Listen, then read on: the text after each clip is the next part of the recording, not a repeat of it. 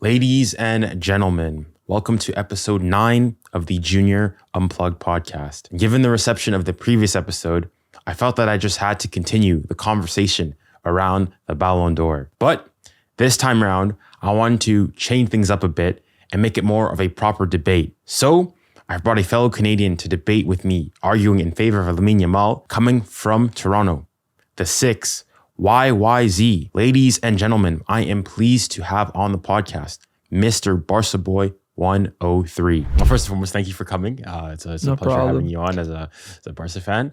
But obviously, the business here, we have a little cheeky little debate to talk about the Ballon d'Or and who we think should be winning it.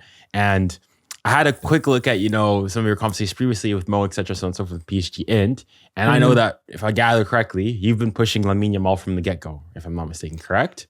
I've always said from the beginning, from the first game of the season, that he's our most important player. I was, of course, on the Rafinha hype until like the March international break, but then Lamine just kind of, stepped up and he stepped down. So. All right. Okay. But I think he should definitely win it. Yeah. If it's given tomorrow, there's no other worthy candidate. So you said he's been your most valuable player, but who's like your most important player? But who's been your best player? Or do you think that's the same? If we're going based on the season, I would still give it to him. It's like how I would say is that like from September until like February, Lamine was like a 8 out of 10, Rafinha was like a 9, and then from February until now, Lamine was like a 10 out of 10, and Rafinha is like a 6. You know what I mean? So okay. So Lamine's just been like pure consistency. Interesting. All right. I wanted to do something a bit sort of different, also for the viewers as well, and sort of have it to be, a bit more structured. I know I'm throwing on this right now, sort of last minute, but I wanted to make somewhat like a formal debate. So I want to go like, let's present each of our opening statements. So you push why you think Lamine Yamal should win it, and also why you think Ousmane Dembele, for me, shouldn't win it, and then vice versa, the other person will go and give their opening statements, and then after that we can go and sort of ask each other questions to go and get more information out of them, to also see, because I'd also be curious to have, based on like neutral viewers as well, or even if you're Barca, you have somebody to push, you may think that you may have your preferred candidate, but I'd also be interested, who do you think makes the better push if you are, a neutral observer? So do you want to start? Do you want me to start with the push? You can give the introduction, then you can just chuck it to me and I can get things rolling. All right. If you want. Okay, you want. So you're in control. All right, I think let's start off with, I guess, the criteria for the Ballon d'Or, which they keep sort of came out and said what they were a couple of days ago. So first and foremost, number 1 criteria is individual performances, decisiveness, and impressive character. Number 2 is team performance and achievements. And number 3 is fair play and class. And in the L'Equipe, I think, Twitter post that I think most people have seen, they specifically mentioned that the criteria that had to do with the overall career performance and overall career accolades and is not taken into account. So right now, those are the 3 main criteria, which are, I think, important that we need to keep in mind throughout this discussion. So based on that, go on, Barca, make your push on why you think Lamine Yamal 𝘍𝙬 should be the 2025 Ballon d'Or winner. I think with Lamine, it's been a story from the beginning of the season until now. He's been the highest, I would say, performer over a consistent period of time this season. I know in the first few months, maybe the PR and the limelight was really on him because at the beginning of the season, there's nothing really being decided per se. But his output for Barcelona has been astonishing. To think about it, last season, he only became really a starter in the new year, maybe around end of January, beginning of February, and he finished last season on 7 goals and assists. I think it's like 2 goals, 4 assists, or 5 assists, something like that. He's now on track this season to have 40 GA. So that is what, an increase of 400-500% in terms of output. We saw that Barcelona's worst dip this season was in the month of middle of November to the end of December until the Christmas break, where we were, I think, 2 wins, a draw, and 3 losses, losing, of course, a big game against Atletico at the time, which now in the end doesn't really matter because we went out and won the league. In that month and a half where Barcelona were absolutely dire poor, struggling as well, meanwhile, Yamal was injured. It's quite evident around the Barcelona fan base and maybe a general watcher as well, that the most consistent and important player for Barcelona is Lamine Yamal. And I think over the course of this season, starting from August until today in May, Barcelona had been the best team in the world. Yes, we got knocked out in the semifinal of the Champions League to a last-second goal in a very tight game that ended 7-6 on aggregate. But that one game should not define what Barcelona have done this season. We have been consistently performing at the highest level. Even that 1 month where we didn't have the best results and we weren't, getting the score lines that we wanted to get, we were still performing at a good level. We were just failing to break them down. We had no creation from the right-hand side. That's because, of course, there was no Lamine Yamal. We're playing midfielders out there, so the effectiveness of the team wasn't quite at its best, but we were still performing well. So I think Lamine Yamal, especially, you look at the big moments this season for Barcelona, he came up in every single one of them. The two finals we played against Madrid, the one league decided that we played against Madrid as well. Every single round of the Champions League, he came up with a big goal as well. Round 16 against Benfica, quarterfinals against Dortmund, semifinal against Inter. He turned up in all the big moments this season. There's no worthy winner up until now. Okay. And what about for, I guess you want to go, you can make your push on why you think Ousmane Dembele then as a result shouldn't win the Ballon d'Or. I think Dembele, of course, as a Barca fan, I've seen a lot of Dembele, maybe a little bit more than you as well as a PSG fan, even as a French fan as well. I think Dembele's had a remarkable season. Dembele's a player for me that's always had this level in his locker. The one criticism of his time at Barcelona, well, two. Firstly, of course, staying fit, which you can blame on us, you can blame on himself, whatever it may be. The second thing was his decisiveness in the final third. A lot of times Dembele would put like an 8 out of 10 performance, but just in the box or in the area, just wasn't effective. Maybe could have had a goal or assist and didn't get any of them. I think this season he's just been really, really critical, especially in the second half of the season. Where the reason why I don't think Dembele should win the Ballon d'Or over Lamine, I think firstly comes to the fact of his first few months. Didn't really start off the season, on fire. Had a good start to the season. Of course, he had that little bit of a rowing with Luis Enrique for about a month, which didn't see him start big games for PSG during that time. I think once the new year came in, I think that when PSG kind of, settled things, because again, even the players are very upset with Dembele. Again, I know they're in the Champions League final now, but at the time, they were, fighting to stay alive in this new format. And he was really, I wouldn't say he wasn't saving them per se, but there are moments where they needed a big moment, and he, and maybe other players as well, didn't arrive. I think second half season, there's really nowhere where I can dispute it. I think he's been phenomenal. Just because I don't think he shouldn't win the Ballon d'Or doesn't mean he hasn't had a remarkable season and isn't one of the best players in the world. I think, again, people are going to mention this. I think in terms of the Champions League, he's been remarkable. Of course, the two performances against Liverpool were fantastic. I think against Villa, I don't remember the first game off the top of my head, but the second game, I remember him playing at Villa Park, playing a solid game. But again, a lot of bit of like Barcelona Dembele, where he wasn't effective in the final third. Semi-final against Arsenal, first game was great. Second game he was injured and didn't start the game. But I just think where Lamine comes up is firstly is the harder opponents. I'm not saying the league is Farmers League, anything like that. Still, of course, a high level. But when we're facing a super galactical team like Real Madrid on every single front in every competition in Spain, it's a bit of a harder challenge, I would say, than what Dembele is facing. Yes, you're facing a new revived Monaco under Zerbi, who caused you some good challenges. Even Strasbourg now in the second half of the season have been phenomenal. Of course, Monaco have always been a good team. They, of course, beat us as well.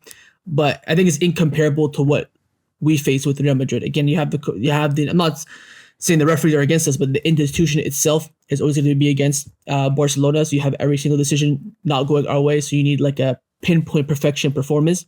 And in every single Clásico this season, 4-0, 5-2, 3-2, 4-3, Lamine has turned up in every single game. I think that's where he has the edge. I think if maybe Dembele was in a league where there would be maybe teams that can be going toe-to-toe with PSG, it could definitely have an added bonus for him. I just think mainly because of the opponents he faced on a consistent basis, and also his first half of the season, not being there and having a rowing with his manager, and not being as effective as he has been the second half of the season. That's why I've given it to Lamine over Dembele. Okay, fair enough. Overall, very well argued. Okay. Gonna have some work to do here. I guess then, on my side, I'll start why I think Ousmane Dembele deserves the Ballon d'Or. I think based on you go and looking at those criteria, you go, as we said, first and foremost. I think the one that we can get out of the way first and foremost is the fair play one, even though. For both players. Yeah, for both players, 100%. Even though, I guess Dembele had his He got a red card against Bayern Munich. I think 𝘎𝙬𝙬 was a tackle on our fellow Canadian. I don't think it was a red card.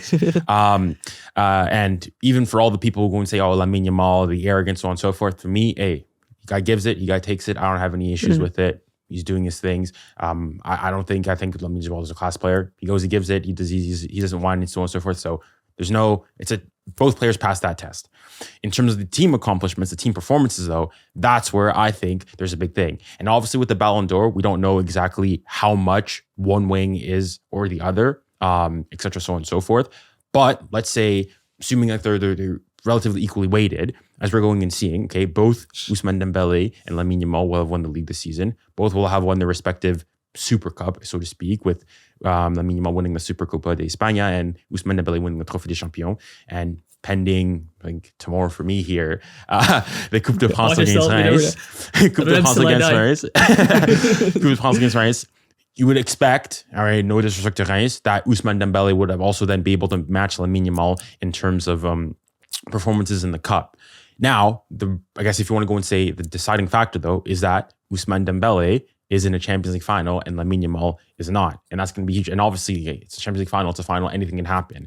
And were Ousmane Dembele to win it, it significantly changed the outlook of it. But even beyond that, there's also the Nations League that obviously both are vying for, which personally for me, I think, all of a sudden recently, the Nations League has taken a lot of importance, even though a couple months ago it didn't.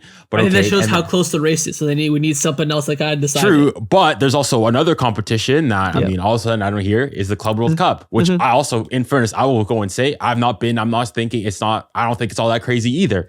But it's another competition that Ousmane Dembele is in and that Lamine Yamal is not. So based on that categorization alone, depending on obviously how PSG go finish off the season, Ousmane Dembele, I'd probably still give the slight edge to Ousmane Dembele in terms of team performances and team accolades. Now, in terms of the individual performances and decisiveness, a lot of that has to do with the numbers, the stats, etc., so on and so forth.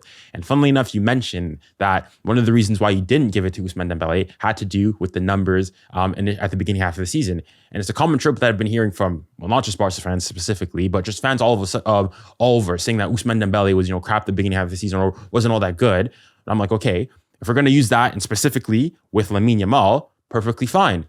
If we go in 2024, so this season, but prior to 2025, Lamine Yamal had 6 goals and 13 assists. Ousmane Dembele in that same time period had 9 goals and 7 assists. So Lamine Yamal did have more GA than Ousmane Dembele. But for a difference of 3 assists, 3 GA, we're going to go and say that Lamine Yamal was good in the first half of the season, but Ousmane Dembele was dropping stinkers. Come on.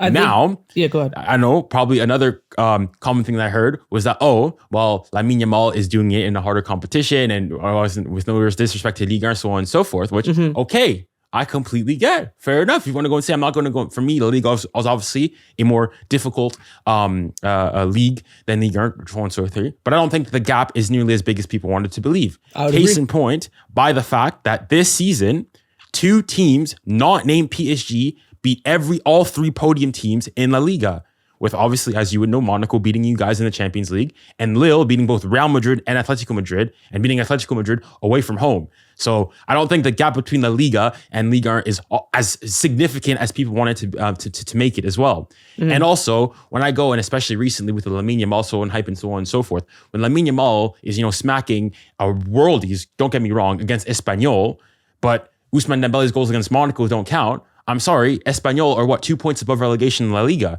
So if people are going to go and discredit, Ousmane Dembele's goals against Monaco, Brest, Montpellier, all these teams, so on and so forth in the year, and then a lot of these teams are Champions League teams, well then I'm also going to go and discount the exact same thing for Lamine Yamal scoring, having crazy outside of the route Travella passes against Real Valladolid and Real Vallecano and all these teams as well. And another thing, if we really want to go and get petty, you guys really don't respect Ligue 1, I'm going to go into put into question your guys' Champions League campaign. Because guys, if we exclude your Inter Milan tie in the semifinals and Bayern in the group phases, I'm sorry to say, but if you told me that you're looking at the teams you guys face this year in the Champions League, if you told me that was a Europa League campaign, that's not crazy. That's not crazy. You guys face what? Monaco, Young Boys, Bayern Munich, as we said, okay, Champions League team, Red Star Belgrade, Brest, Dortmund, Benfica, Atalanta, and then Dortmund and Benfica again in knockout stages. If you go and you tell me that's a Europa League campaign, That's not crazy. I'm not going and saying you're crazy. So at the same time, we go and we criticize, PSG, playing the Farmers League, this all we Dembele scoring goals in the Liga and McDonald's League. Well, okay, I'll go and say the same thing in terms of Barca. Like the competition that you guys have faced in the Champions League hasn't been all that. And if you want to go and say Lamine Yamal was stat padding against some of those teams, well, I'm not going to count those goals. In comparison, even you guys would have to argue PSG have had a much, much stiffer opposition in the terms of the Champions League. If we were to go and say in terms of like the top 10 teams, like European teams, Barca this year have faced Bayern and you would say Inter, in the Champions League specifically. And if let's say if you want to go carry on in terms of the league as well, and include Real Madrid and Atletico Madrid.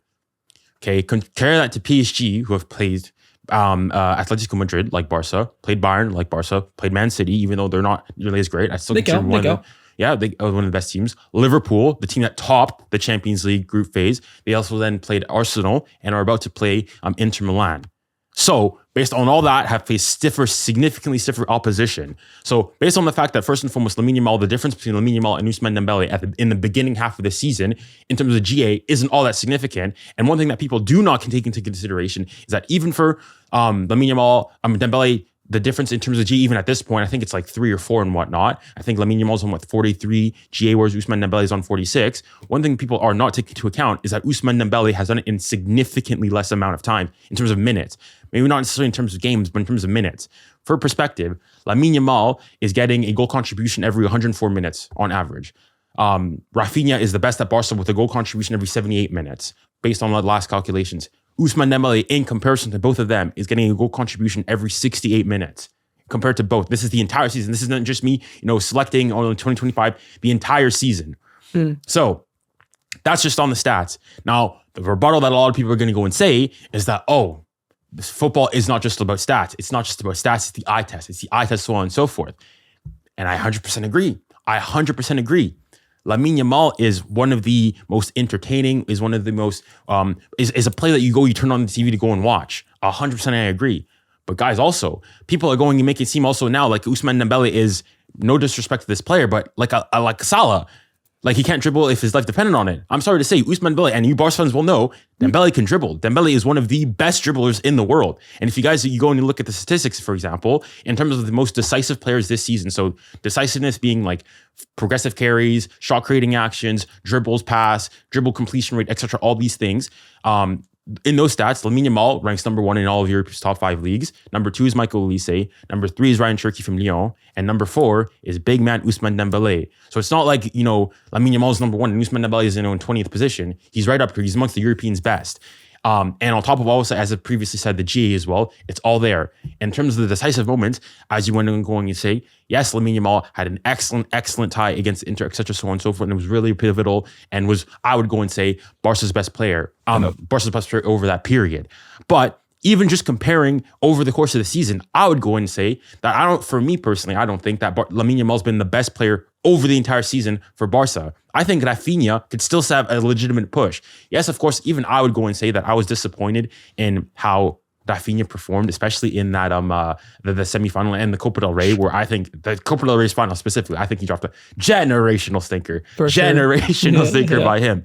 But still, in that time though, you think in the Champions League semifinals, he's got more gene than Lamine Yamal. He scored a goal in the second leg, got the assist for the Ferran Torres goal in the first leg, and realistically, probably should have been attributed somehow for that Jan Sommer own goal. So you got 3 GA, and for all the Lamine Yamal brilliance, all the dribbles, the crossbars, he only scored 1 goal, and that was all. That's all he had to show for it. Compare that to Ousmane Dembele, who, as you previously stated, yes, was injured in that second leg, but he still got more GA over the 2 ties. He scored a goal in the first leg and got an assist in the second leg. So in terms of decisive moments, he's there. And beyond that, this Champions League campaign in the knockout stages, let's not even include the Brest tie because, we're going to go and say, it's bad team, so on and so forth. Just from the round of 16 onwards, Dembele, is only 1 game has he not been decisive. He's not gotten a goal contribution whatsoever. And that was the first leg against Liverpool, which funnily enough, PSG didn't score in. So you can't go and knock Ousmane Dembele for not being decisive because he's been there every single tie. He's always gotten at least 1 goal contribution.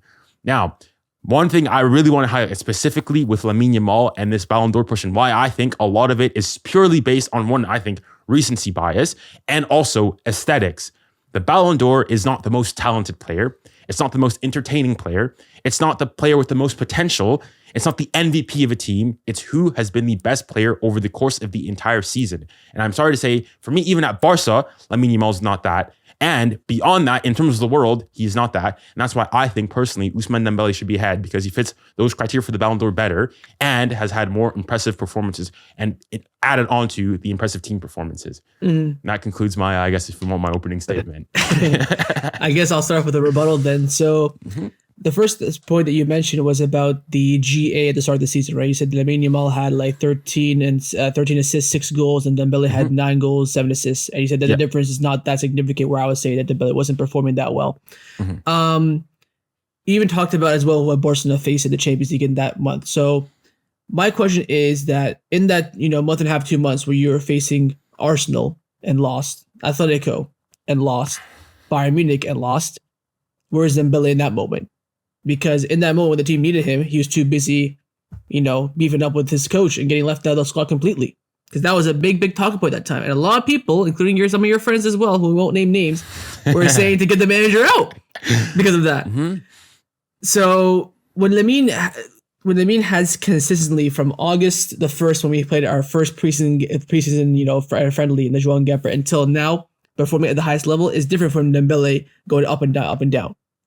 Now, you talked about the Champions League opponent as well, whereas you're definitely for sure correct that you've had a much difficult run. I think you definitely had the most hardest run I've seen in the Champions League for sure.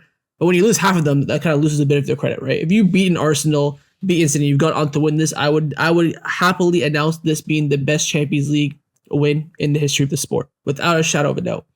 But when you lose half and you had to beat Stuttgart City to qualify for the Champions League, takes that bit of opponents away. Again, with us, you get what you get. You don't get upset. We don't choose who we get. But in those games, we talked about decisiveness. You look at the to the hardest game in the group stages compared to the every single qualification round as well. Lemieux reported 8 out of 10 every game, but I would say the Dortmund second leg, which we lost 3-1. He played a great game away at Benfica. Even that we were at the 10 minute as well. I think he got subbed off quite early because he wasn't tracking back too much. Of course, second leg performed with a goal and assist. Even the Dortmund game in the first game, I think he got a goal and assist.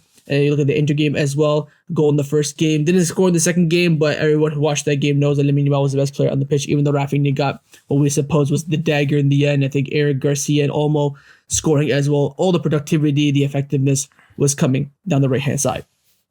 Now, when you look at your 3 points that you mentioned as well, saying that Dembele fits those criteria more, where he does fit the criteria, I'm not arguing against that. I think which gives Lamine Yamal the edge is still the opponents he comes up against. You look at all the big games this season that Lamine Yamal played, whether it be the Atletico Madrid games as well, where we faced him in the cup. So we had a difficult, you talked about facing Atletico Madrid once, we faced them 3 times. So in those games, you look at the big Clásicos, Champions League games, the Super Cup as well, which I think was probably the biggest factor in us making that push in the second half of the season, whereas you had to play one game against Monte, we had to do a little bit of a tournament. And I think you're going to have that next season, which I think brings the Super Cup in each domestic league a bit more of importance. So us playing that kind of mini tournament as well, where he did the famous Neymar celebration to begin with the start of the season. Every single big game this season, he has performed.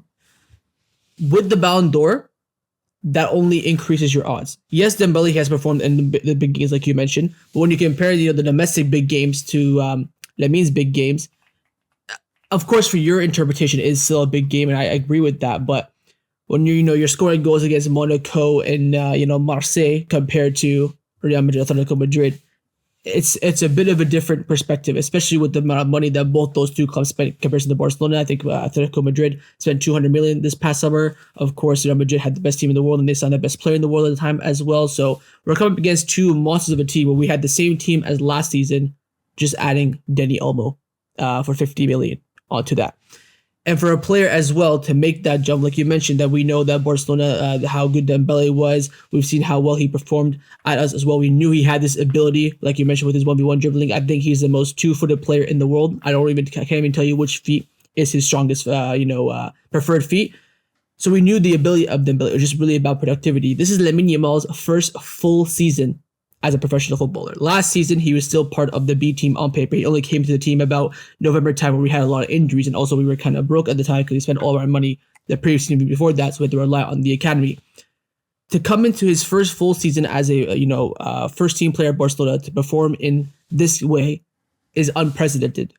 With Dembele, he had this in his locker. We all knew that he can perform at this level if he's effective in the right environment. Maybe against Barcelona, you can definitely say that Barcelona wasn't the right environment. I would definitely agree with that, but we saw glimpses of that at Barcelona. You're seeing it in the full picture on a consistent basis. And also take away from the fact as well that he was there last season playing at a very good level as well. Maybe the numbers weren't matching it per se as they are now, but still performing then. He had the number 10 shirt, I believe, last season as well. So, no perspective in that in terms of the mantle and the front line changing apart from Mbappe leaving. Because it was always about Mbappe and Dembele was the supporting cast, and now the supporting cast is more as a collective team now as opposed to individually. And you talked about as well the Lamine scoring a banger in the Espanyol game, where you have to put it into context. It's the derby, local derby, where both teams hate each other. It's in a game where you have to win it to win La Liga, because our next two games are probably even harder. We're playing away from home to the Espanyol team that beat both Atletico Madrid and Real Madrid that season in that stadium in the second half of the season. And he comes up big after a tight first half and scores his trademark goal. All these things you talked about that first point, decisiveness and influence. That's all he's been doing this season in every single big moment. Dembele has performed well, but he wasn't there against Arsenal in the group stages, wasn't there against Atletico Madrid, wasn't there against Bayern Munich. Second leg against Arsenal, he was injured, so we'll give that a pass. There were moments. You can definitely pick them out. With Lamine Yamal, you cannot pick out. There's not one game this season where he has not performed, a big game, should I say, where he's not performing. And to be honest, I think out of all the games this season, I can probably think of 3, subpar-esque performances where I would even say he was stinky. We talked about Rafinha robbing Sigurd in the Clásico in the Copa del Rey final. Lamine Yamal's never had a performance like that this season. Never. This is why it's also in unprecedented scenarios where you say that Dembele, he's doing it consistently, the numbers and the outlet in terms of per game. You said he scored like a goal or assist in 68 minutes, something like that. Getting going for 68 minutes, yeah. Exactly. That's because he's the outlook. In that front three before 𝘍𝑎RA came, you were relying a lot on Dembele. Especially, I would say probably Dembele Barcola, because Gonzalo Ramos was injured. Kolo Muani now is at Juventus. Not Kolo Muani. Yes, Kolo Muani was at Juventus. He wasn't performing. So you're relying a lot on Dembele to get your goals. If he wasn't getting the goals, 9 times, not 9 times, maybe like 7 times out of 10, you weren't scoring. Whereas Barcelona, you're surrounded by superstars. Yeah, Lewandowski getting goals, also on 40 goals, I think 45 GA. Rafinha, like you mentioned, on 60 GA. So Lamine, his role in the team is so specific where he is the producer. That's why his assists are through the roof. But in the second half of the season, he's taken on that role of scoring goals as well. And the great criticism of him was now scoring in the first half of the season that much. He's gone now this season and not only scored, of course, more goals in the second half of the season, but scored them in the big moment. And that what I think is that first criteria: decisiveness and influence on your team. And he has done that to an absolute T at Barcelona this season. Okay, interesting. Well, you've brought up a lot of interesting points. And one of them you mentioned, for example, talking about, Barca's been the best team, for example, in the world. And I wanted to really harp on that and actually it's been something that has come into my mind literally last 24 hours or so. Yeah. And actually, funnily enough, it's sort of spurred of what you said when you went in this podcast. And I think when comparing, for example, specifically what I did is when comparing you and Real Madrid to the last 2 seasons, I'm going to go and say that to a certain degree, I think that Barca's season is a bit overrated to a certain degree in some aspects. And let me explain why. Mm-hmm. So, as you previously said, currently Barcelona are on 85 points. Last year, you guys finished the league with 85 points. So, and you guys will have one more game. So potentially this season, you guys will win the league by a single more point. So you can say to a certain degree, now, and first and foremost, let me go and say that I've said even previously that I think Barcelona, for me, you guys have overperformed. I think you guys are ahead of schedule where I would have personally thought you guys were. I thought you guys have done excellently. However, also, you go and say, in the league at least, you guys are roughly where you guys were sort of last year. Obviously, potentially we'll wait and see against your game against Athletic Bilbao, but you guys could potentially be a single or 3 points or the same amount of points as you guys got last season, or at best 3 points better compared to Real Madrid last year, who won the league by 95 points, won by a 10-point gap. If you guys go on, so you could make the case that this year it's almost more a case of Real Madrid really severely underperforming and doing poorly than Barca, being ridiculous and exploding everything. Sort of similar to the Premier League, I would say, this season, in that I think Liverpool's been good, yes, but they haven't, set the world on fire like City getting 100 points or the 99 points that even they got, or 98 points that they got when they lost the league and stuff like that. And then beyond that, when comparing back to Real Madrid, last year did the double over you. Obviously didn't smack you guys, 4-0, every so on and so forth, but did the double over you, won the Supercopa, did the double like you, but did the double with the league and the Champions League this time around, the bigger competition, etc., so on and so forth. And the thing is, though, what I felt is that I felt like Real Madrid fans, of course, there's typical arrogance, so on and so forth. But from what I've been seeing as a neutral, and I have a Madrid agenda. I've gotten close to having a Barca agenda, but not quite. But I just feel the general sentiment. I feel like Barca fans have almost been gloating a bit too much of we're the best team in the world. And as I previously said, like you have to take into account, if we're going to go and make fun of not count goals against Monaco, goals against Brest, goals against Lille, all these teams in Ligue 1, because it's Ligue 1, so on and so forth. Well, then, okay, the same thing has to happen exactly in La Liga. And you go and you mention, yes, the goals against Espanyol. But again, Espanyol is still a relegation team. Doesn't really matter, okay, they beat Real Madrid, they beat Atletico Madrid. You guys aren't going to go and look at, who did Montpellier beat over the course of the season? Who did Valence and who on and so forth? He said he's doing it in a bad league. So if we're going to go and call a spade and call things as they are and apply the same measure, we should also discount those goals against Espanyol, etc., and so forth, which I'm not doing by any means. I think a goal is a goal. You should count them all equally. Next, you went on to mention in terms of the decisiveness, and you specifically harped on Dembele, the issue that he had with Enrique, etc., so on and so forth. I think people overplay that. It was a single game. It's the return leg. It was the game against Arsenal. We don't really know what exactly it was, whether there was a dispute or they didn't see eye to eye or Ousmane Dembele was late, but he was only not called into the squad for that one game. And afterwards things continued. And the only reasons why Dembele wasn't there was either because of muscular injury, etc., so on and so forth. But it was that one game. Otherwise, and beyond that, they progressed. You then mentioned in terms of, Ousmane Dembele, where was Ousmane Dembele in those big games against Atletico Madrid, those games against Bayern, those games, etc., so on and so forth. And yes, I will say that he underperformed and he wasn't good. And especially, I go and think that the miss he had against Girona still haunts me to this day to a certain degree. But if we're going to go and say, okay, where's Ousmane Dembele at the beginning half of the season, I'm also going to go and argue that, between Lamine Yamal's goal in the Clásico when you guys stumped them 4-0 and your return leg against Atletico Madrid, Lamine Yamal didn't score a single goal in the Liga. And I think he got 5 assists in that amount of time in 3 months. So if we're going to go call a spade, both players also. I thought better of you, man. I'm not going to lie. No, as in, I'm just saying, if we're going and saying that Ousmane Dembele was not caring and wasn't doing that. But if Lamine's still performing 8 out of 10 the game without a goal, but Dembele's playing, 6 or 5 out of 10. But Dembele was still playing well. Dembele was playing well. That's the thing. Because the thing is, in those group stage games against Girona and Arsenal. In those group stages, in that game against Atletico Madrid, he still had, outside of his big misses and whatnot, the thing with Ousmane Dembele is similar to Lamine Yamal. He was just not decisive in front of goal. In terms of the overall play, he was dribbling, he was doing Ousmane Dembele things. That's why, for me, I was purely thinking, if you got to go and perform per performance, I think Ousmane Dembele was just thereabouts, right there with Lamine Yamal in terms of performances, going, beating his player, doing what Ousmane Dembele does best. So it's not like he was dipping in terms of the performance, in terms of the actual play. It was just the finishing was not there, and he was missing really, really big sitters. So that's what I'm saying. So I don't think Ousmane Dembele's performances dropped. It's just that 𝙎𝙬 and the numbers weren't necessarily there. You then went and talked about what Lamine Yamal and so on and so forth doing young. And I think this is one of what I think the push and why I don't like it is the fact that I think to a certain degree, Lamine Yamal is getting a lot of this push because of his age.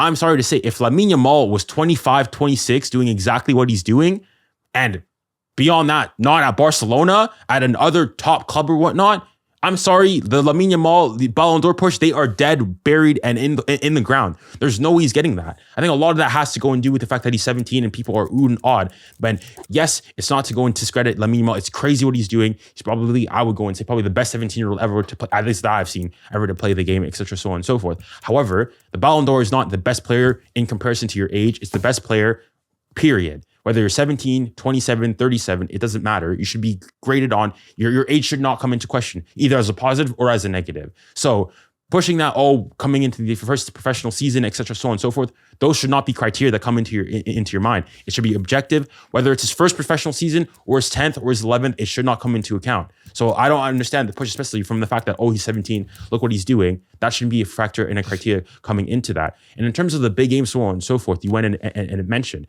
as we said, okay, bar those, that the Inter tie, etc., so on and so forth. It's all great, everything, all he's done, so on and so forth. But at the end of the day, he still lost. And if we're going and saying that, oh, it's not just the stats, the aesthetics, it's the emotions, the big moments, so on and so forth, then I would go and say, if you're a Barca fan, you'd have to go, or if you're pushing that narrative, then you have to argue that, what, in 2018, Kylian Mbappe should have won the Ballon d'Or.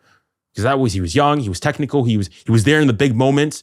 He had the World Cup, had 2 goals against Argentina, scored in the final, had all that, was on top of the world, and you would have to argue then that Kylian Mbappe should have won the Ballon d'Or. And even in 2022, yes, he didn't go and win the Champions League, etc., and so forth.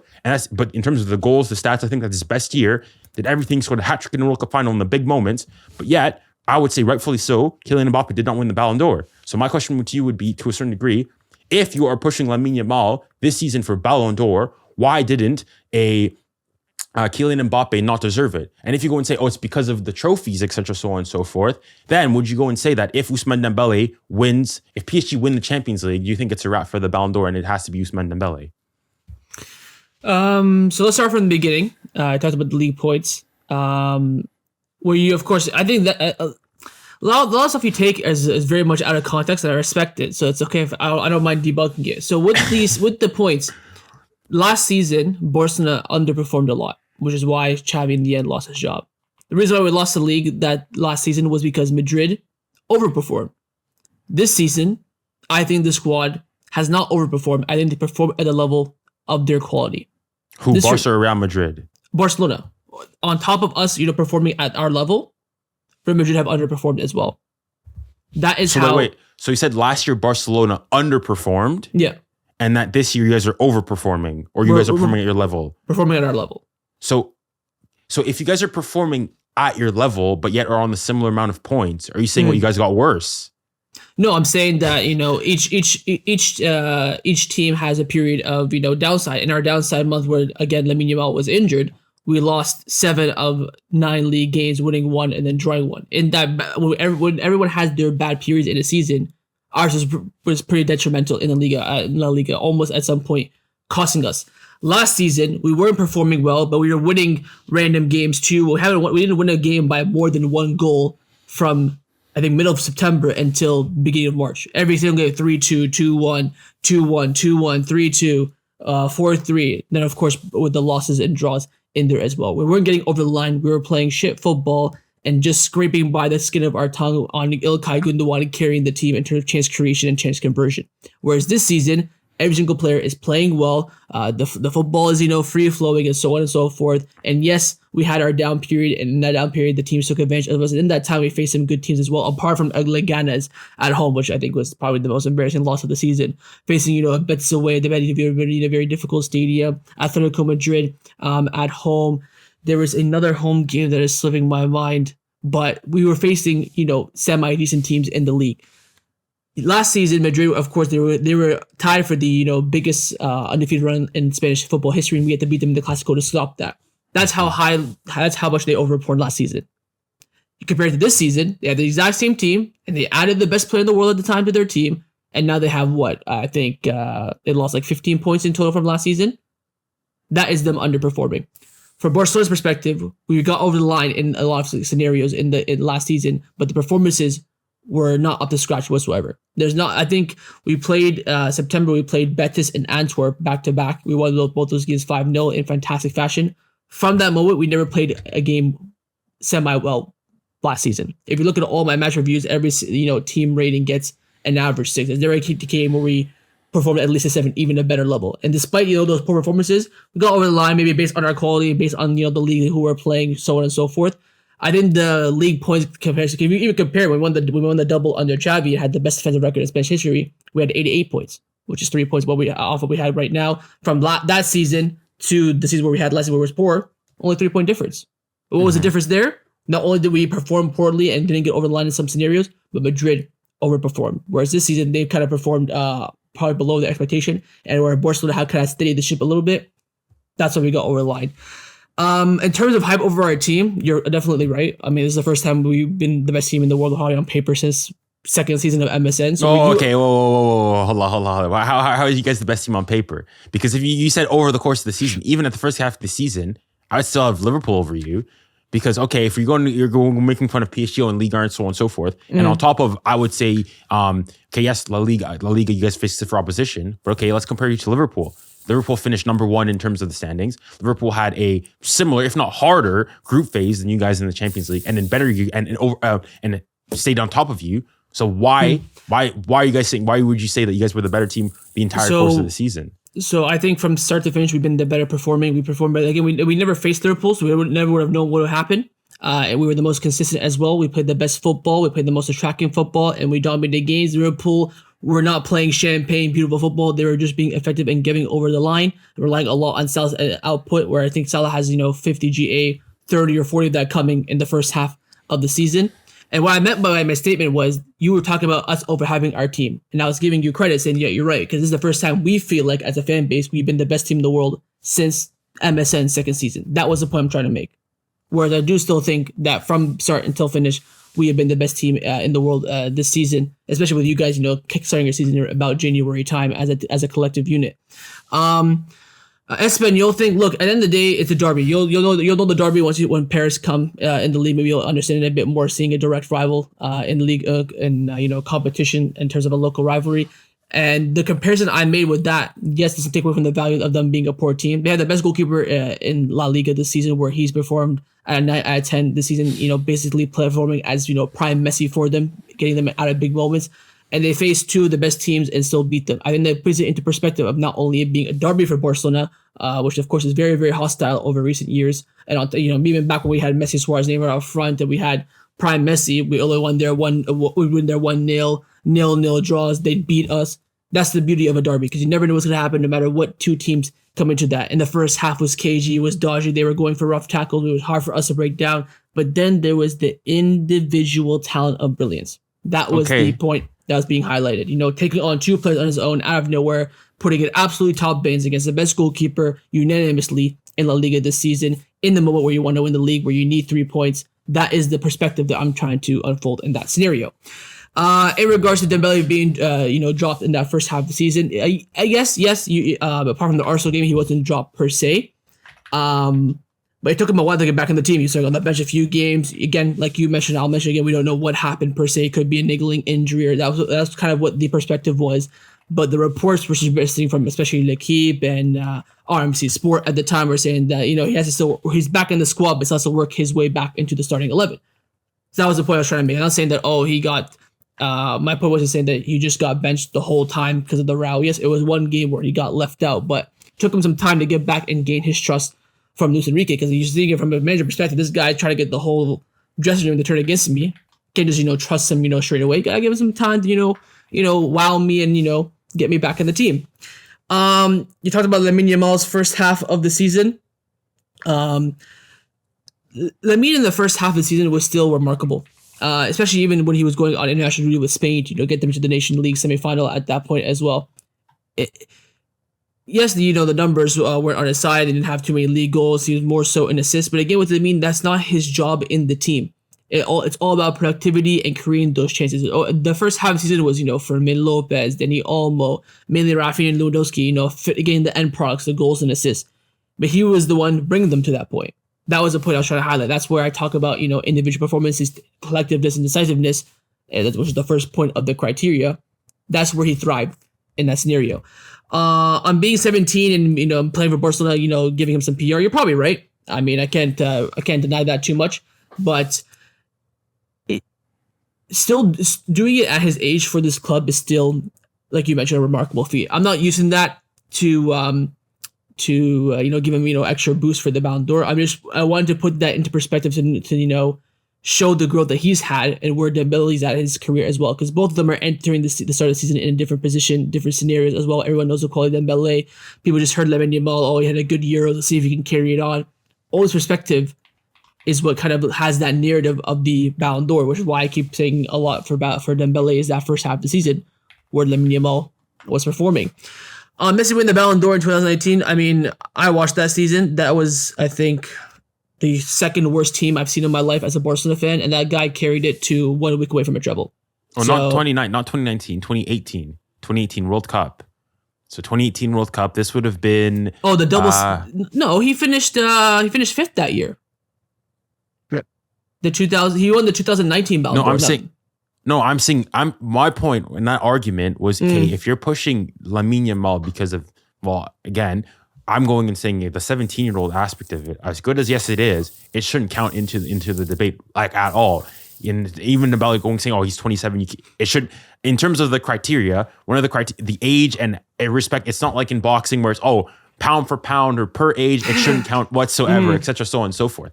And why I was going and comparing that to Kylian and Mbappe in 2018, if you're going and saying Lamine Yamal deserves it because of the big performances he's been performing over the course of the entire year, even if you want to go and push the age stuff, why did Kylian and Mbappe not deserve to win the Ballon d'Or in 2018? Because that year, I mean, from Modric won it that year. Yeah, Modric won it that year. Because he got second in the World Cup and he won the Champions League. Mbappe. Okay, so now that's what I'm saying. So now all of a sudden things like, okay, stats and whatnot, I mean, or trophies all of a sudden now become important. That's what I'm saying. So if you're going, because in that sense, but Kylian Mbappe, ultimately, he won the World Cup, the biggest trophy, and had performance in the final. Like, I mean, maybe this is controversial, but for me, Kylian Mbappe's performance in that World Cup as a 19-year-old on the biggest stage where the lights are the brightest is better than anything Lamal's done to this point and in his career. Not saying that Lamine Yamal's going to do it. Better than Lamine Yamal's Euros, better than the Champions League. Well, it means he'll be 18 the next World Cup, so he might, Yeah, we'll see. That's what I'm saying. To this point. But in that retrospect, what he with Monaco, he broke out, in the middle of the season. Yes, I think they beat Juventus, or they beat Man City.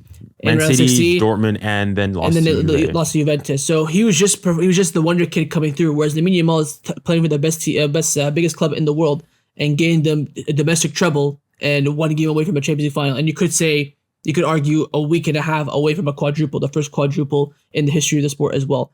And 2017, Mbappe was at PSG. So at PSG, he won them the domestic treble, did all that. Okay, didn't have the Champions League performance that year, lost to Real Madrid in the round of 16. But again, over Lamine Yamal, and especially this year, he had the World Cup. Which, okay, let's compare the World Cup to compare, for example, to Lamine Yamal's Champions League campaign. I think countries, again, with the World Cup, it's the center stage, so everyone sees it. The neutral that doesn't even only watch the World Cup will see that.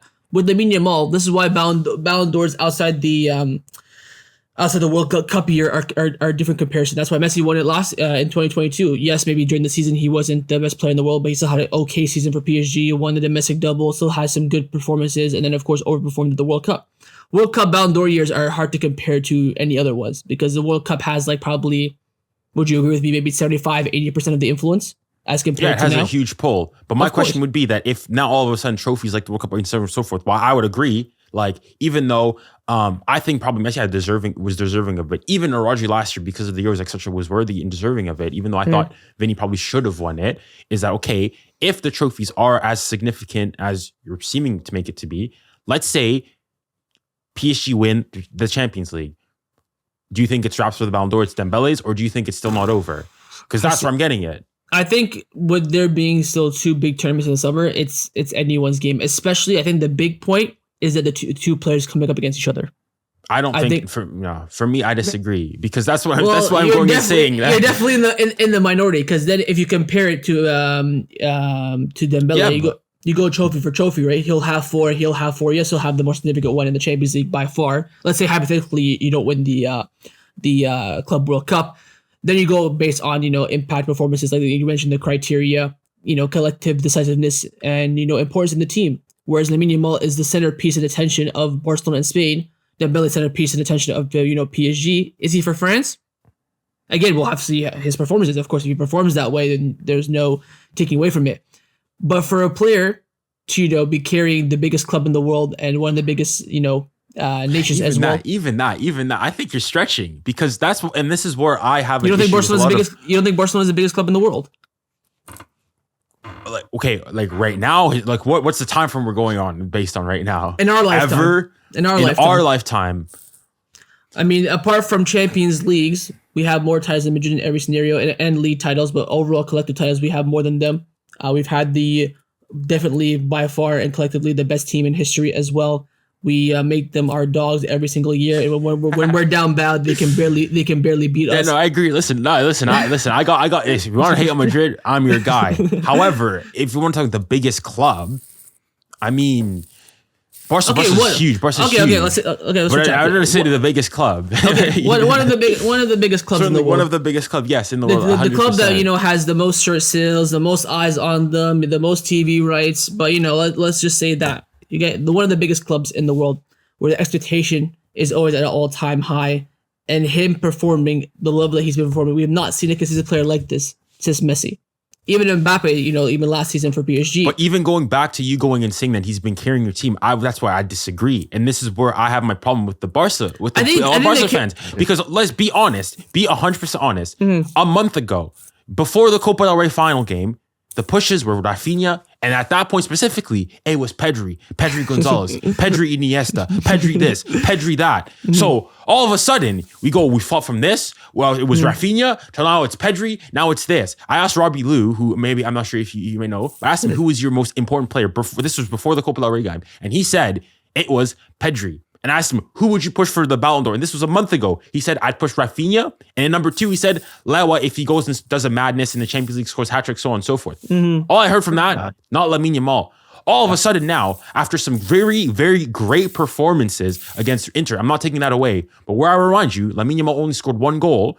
Now Lamine Yamal all of a sudden is the best player over the course of the season for Barcelona, is now favorite to win the Ballon d'Or. And when I hear Barca fans go and say, if PSG win the Champions League, and even if Dembele wins, scores a hat trick or has a good performance, he should still not win the Ballon d'Or. If he gets a hat trick if he gets a hat trick and wins Champions League, we're cooked essentially, right? But for me, even if PSG, he has a fine performance and they win it, for me it's wraps. At that point, I can't speak for other Barca fans. Yes, the carry job I would say is definitely recent bias. I think over the past 2 months, definitely since our international break, Lamine has been carrying us. That is a clear and utter fact. Pedri had his good 2 months in February and March, just before that international break. Rafinha has kind of been consistent the whole way.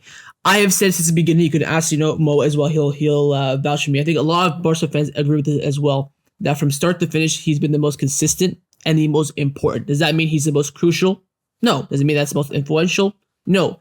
But the system, the style of play, all lies on Lamine. And again, I proved that with the fact that when he was injured for 3 months, 3 weeks, sorry, that's when we were at our all-time worst. Because why? Maybe you could say that also his substitutes at the time were injured as well, so maybe that takes away a bit of perspective. But his influence and performances are so significant to how Barcelona evolved their game. Because Pedri, yes, he dictates games. He's been astonishing this season, but it's Lamine Yamal that has the chance creation. He is the one that's in the final third, doing the magic to produce an assist, to produce a goal, or even produce the action that leads to it. I think the perfect example is our third goal against Dortmund in our 4-0 win. He does an absolutely unbelievable, I don't know if it was a Trivela or not, but he does this through ball towards, I want to say, Fermin Lopez down the right-hand side. I think it goes between the legs of a Benfica player, then in between 2 of them as well, cutting open the space completely and leading to an attacking transition. Fermin Lopez gets the ball, cuts it back to Lewandowski, he scores.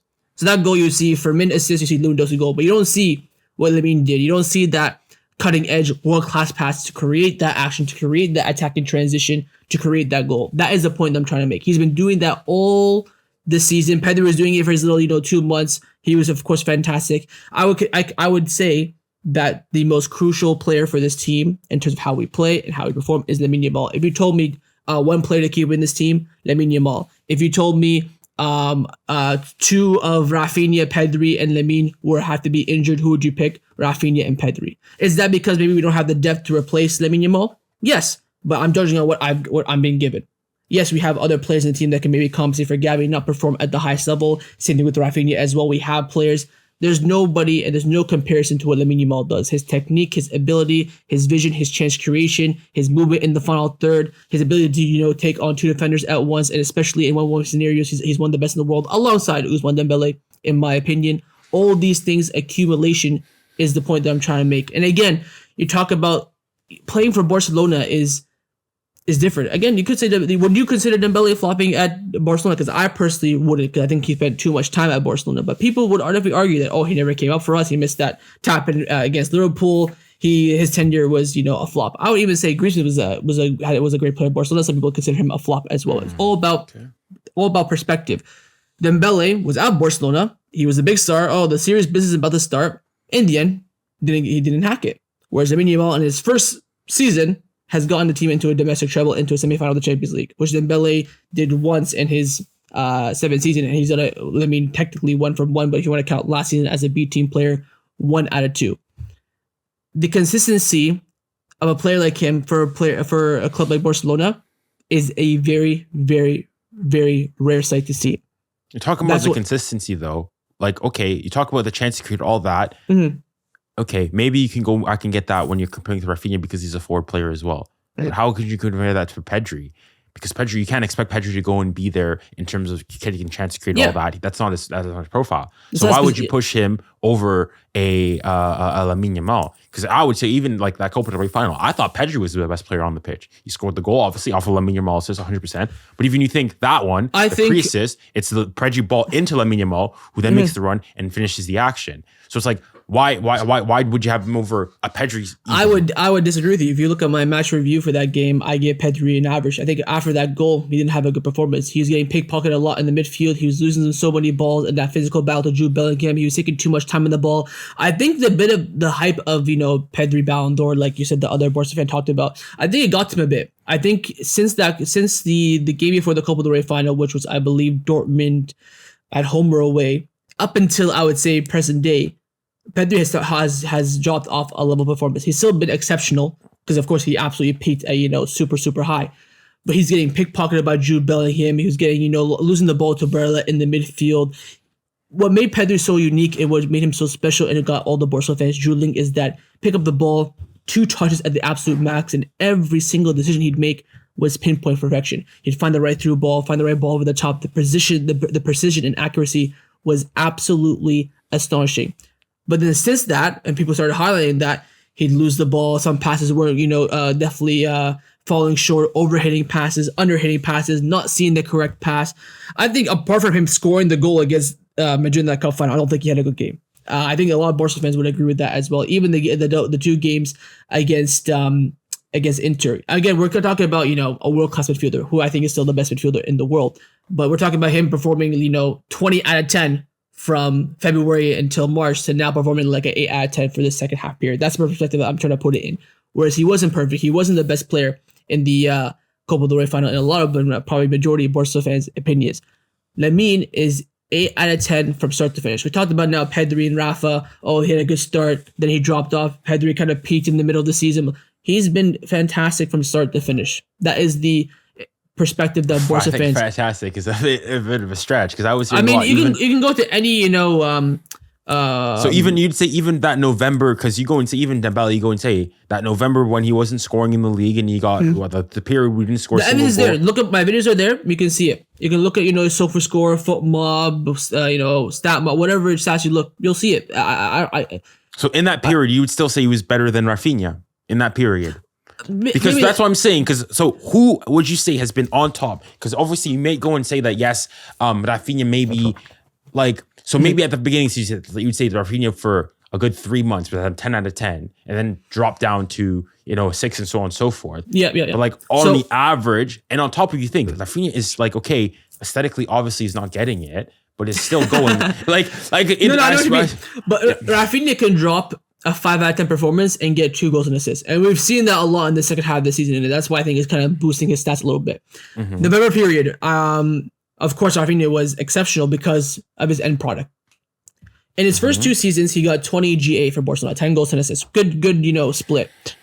The reason why a lot of Barca fans were calling for his head, I wasn't one of those, although I was criticizing him. The reason why people were disappointed is because in the final third, he was absolutely disgustingly bad. With the chances he was getting into in certain areas at Barcelona the last 2 seasons and the misses that he was making, probably could have had 40 GA last season. He only peaked once we hit you guys in the quarterfinals. We gave him his career. Corn rose, and he started to finally finish his chances. this season, in the November period, he was just beyond clinical. I would say he still performed well. He got into the, certain areas. He had some good ball movements, some good 1v1 dribbles. But if you look at all the goals he scored, they all come from one man. Yamal. Despite him not getting assists, whether it be the switch of play, the attacking transition, the movement, the dribble, whatever it makes it, 9 times out of 10, it comes from Lamine. So I would say maybe from November, let's say the month of November, Lamine was an 8 out of 10. Rafinha was a 9 out of 10. That 9 out of 10 basically comes to his productivity, his goals, his assists coming up in the big moments. Whereas Lamine still was, but he did it, more times, scoring a hat-trick against Bayern Munich, goal and assist in the Clasico 4-0, getting a hat-trick against, Valladolid in the league, a brace against Brest. He was just so, everything he touched was going in the net. But is that not, as one of you said, in terms of individual performance and decisiveness, that's a major tick box for Rafinha. So let's say we go and we say the stats. But listen, decisiveness against Bayern Munich in the group stage is not the be all and all. What you look at is that second half of the season, semi-final of the Super Cup, final of the Super Cup, Copa del Rey final, double header against Atletico in the Copa del Rey, header against Atletico in La Liga, round 16, quarterfinal, semi-final of the Champions League. These are the big moments. Title signing against Madrid. So you'd say that the second half of the season is more important. So likewise, and that's why I'm going and saying, that's why I have sometimes an issue with Barca fans, is that people have been switching up. Is that, okay, when it's in terms of Dembele, we say, oh, he wasn't doing well in the first half of the season, so on and so forth. But then all of a sudden now with Lamine Yamal, but he's been so decisive in the second half of the season. Yeah. But guess who's been really decisive in the second half of the season? Ousmane Dembele. We're not getting that. I think I'm giving that. I think that's the credit I'm giving him. I think the argument that we're having is so fine margin that we have to compare. You have to look at the first season. This is exactly what I said to Mo PSG as well, because I think the race is so close in terms of what you do in the Champions League final, Nations League, Club World Cup. That's why we look at August until December, where you probably could say every single other Ballon d'Or season doesn't really matter, because when the going gets tough, PSG were there. Again, the Arsenal game that you lost, Atletico Madrid, Girona you drew, whatever, they're irrelevant, right? Because you're in the Champions League final. Yeah.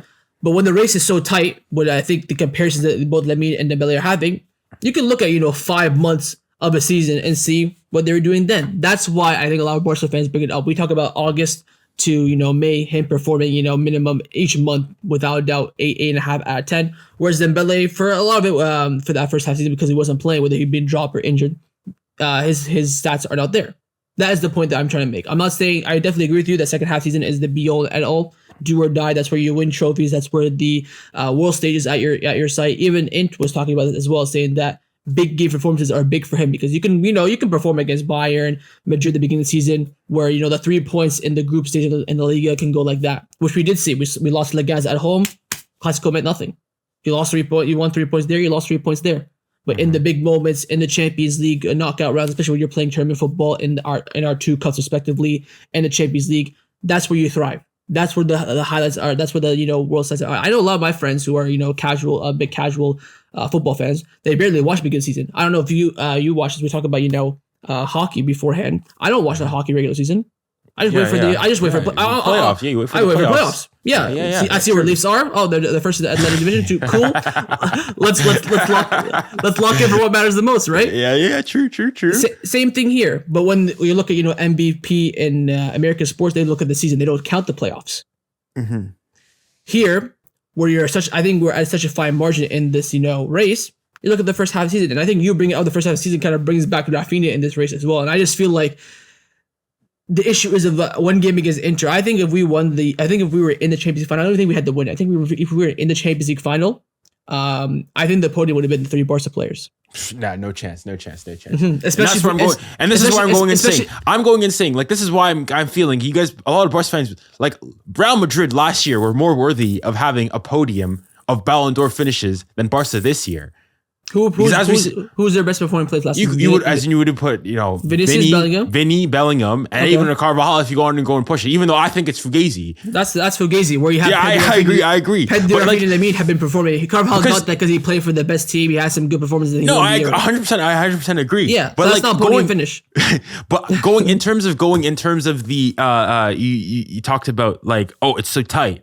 I don't think if Ousmane Dembele, because you said, okay, if we win the Champions League, let's say Ousmane Dembele has a fine performance, nothing crazy, nothing stinker, and it just has a solid, for me at least, my rankings, for me, a good performance, like a 6 out of 10. That's fine. Okay. And the PSG win the Champions League, for me, I'm sorry, it's wraps. Because you went and said, oh, what if Lamine Yamal wins the Nations Leagues? First of all, there's not even a guarantee that Dembele would play the Nations League. But the Champions League is really, why not? Bigger trophy. Because the Champions League is the bigger trophy. Dembele. Yeah, why would he play the Nations League? Oh, because you think like the Champions League on the 31st. Then the next day you think they travel back, so on and so forth. And then France plays Spain. It's on the 5th. Yeah. So this is why I'm locked up. I think next season we're going to play big with all these games in the summer. But where I agree with you, if Dembele puts in a 6, 7 out of 10 and wins the Champions League, his odds will skyrocket. But what happens if Lamine drops a hat trick in the Nations League semifinal, knocks Dembele out 3-0, then wins the final against Germany or Portugal respectively? That will give him.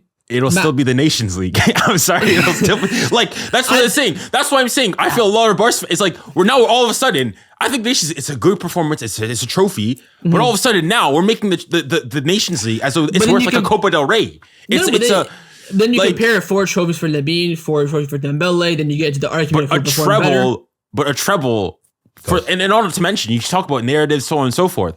Winning PSG's first ever Champions League, winning a treble, being one of the very few teams to go potentially quadruple, potentially in the course of the season, and doing so the year where the dictator left the club as well. All that together, you talk even the PR, so on and so forth. That would also help tremendously. You're saying that, you're convincing me. So this is how fine margin it is, But for me, like, I think the thing is, with you and I both know that nation football, just country football, hits a bit different, especially where it's for a nation, especially when it's for a trophy. Whether it's a World Cup, a Euro, Nation League, which is now when Benzema won the Ballon d'Or, the Nation League for them in 2021, did give him a bit of a boost because FIFA recognized it as a major tournament from their perspective, right? So then France football kind of like, fair point. But when they're coming up against each other and there's already, Dembele wants to win. I've seen so many videos over the past, 2 months. I've not seen one person say that Dembele is the best player in the world. I've seen a lot of videos of people saying Lamine Yamal is the best player in the world. Oh, no. I mean, I remember the February time. People were saying it. That's why. Yeah. We're talking about today. We're not February was 4 months ago. No, but I'm going to, that's why, if I want to go and say, for me right now, the past month, Lamine Yamal's been the best player in the world. I 100% agree. Yeah. But the Ballon d'Or is not the best player in the 22nd, well, for me, 21st of May, 22nd of May, 2025. Okay, it's the best player from August of 2024 to July of 2025. And that's what I'm saying. So yes, Lamine Yamal currently is the best player, but I would argue that from like January to mid-February, Ousmane Dembele was the best player in the world. Ousmane Dembele was putting Messi 91 goal-esque numbers in terms of goal and GA and so on and so forth. That's what I'm saying. It's things ebbs and flow. But the thing is though, the funny thing is though, is that when Dembele was going and doing that, Barca fans were like, it's a purple patch. All right, it's good, but is it going to last? All of a sudden, Lamine Yamal drops a great performance, Copa del Rey, etc. and so forth, because I would say the push all of a sudden came from, it was a Copa del Rey and those two Inter guys all of a sudden, and all of a sudden he's number one. That's what for me, it's like if let's say Ousmane Dembele like drops a hat trick or drops a good like a Lamine Yamal-esque performance against Inter in the final, and they win. Do you think it's wraps, or do you think? And let's say Lamine Yamal then goes and knocks out France and goes on to win the Nations League. Do you think it's tight, or do you think it's over? Do you think what I think or what I want? What do you think? I think that the PR with Lamine right now is crazy. I'm seeing every single pundit and player calling him the best player in the world, and imagine him coming up against his Ballon d'Or-esque compatriot in a game. And he drops let's say I'm over, doing it like a hat trick or something like that. Yeah. PR will take that on a road of its own, especially with the Barcelona juice that we have. You've won your club. You've seen your club win 2 Ballon d'Ors. One of them was from a Barca season. The other one was from a World Cup. I've seen multiple Ballon d'Ors from multiple different places. Three. You saw George Weah win the Ballon d'Or. Okay, that's what you meant. That's okay, that's what you meant. Just in your lifetime, that's all. Because I can only judge it from what I've seen as well.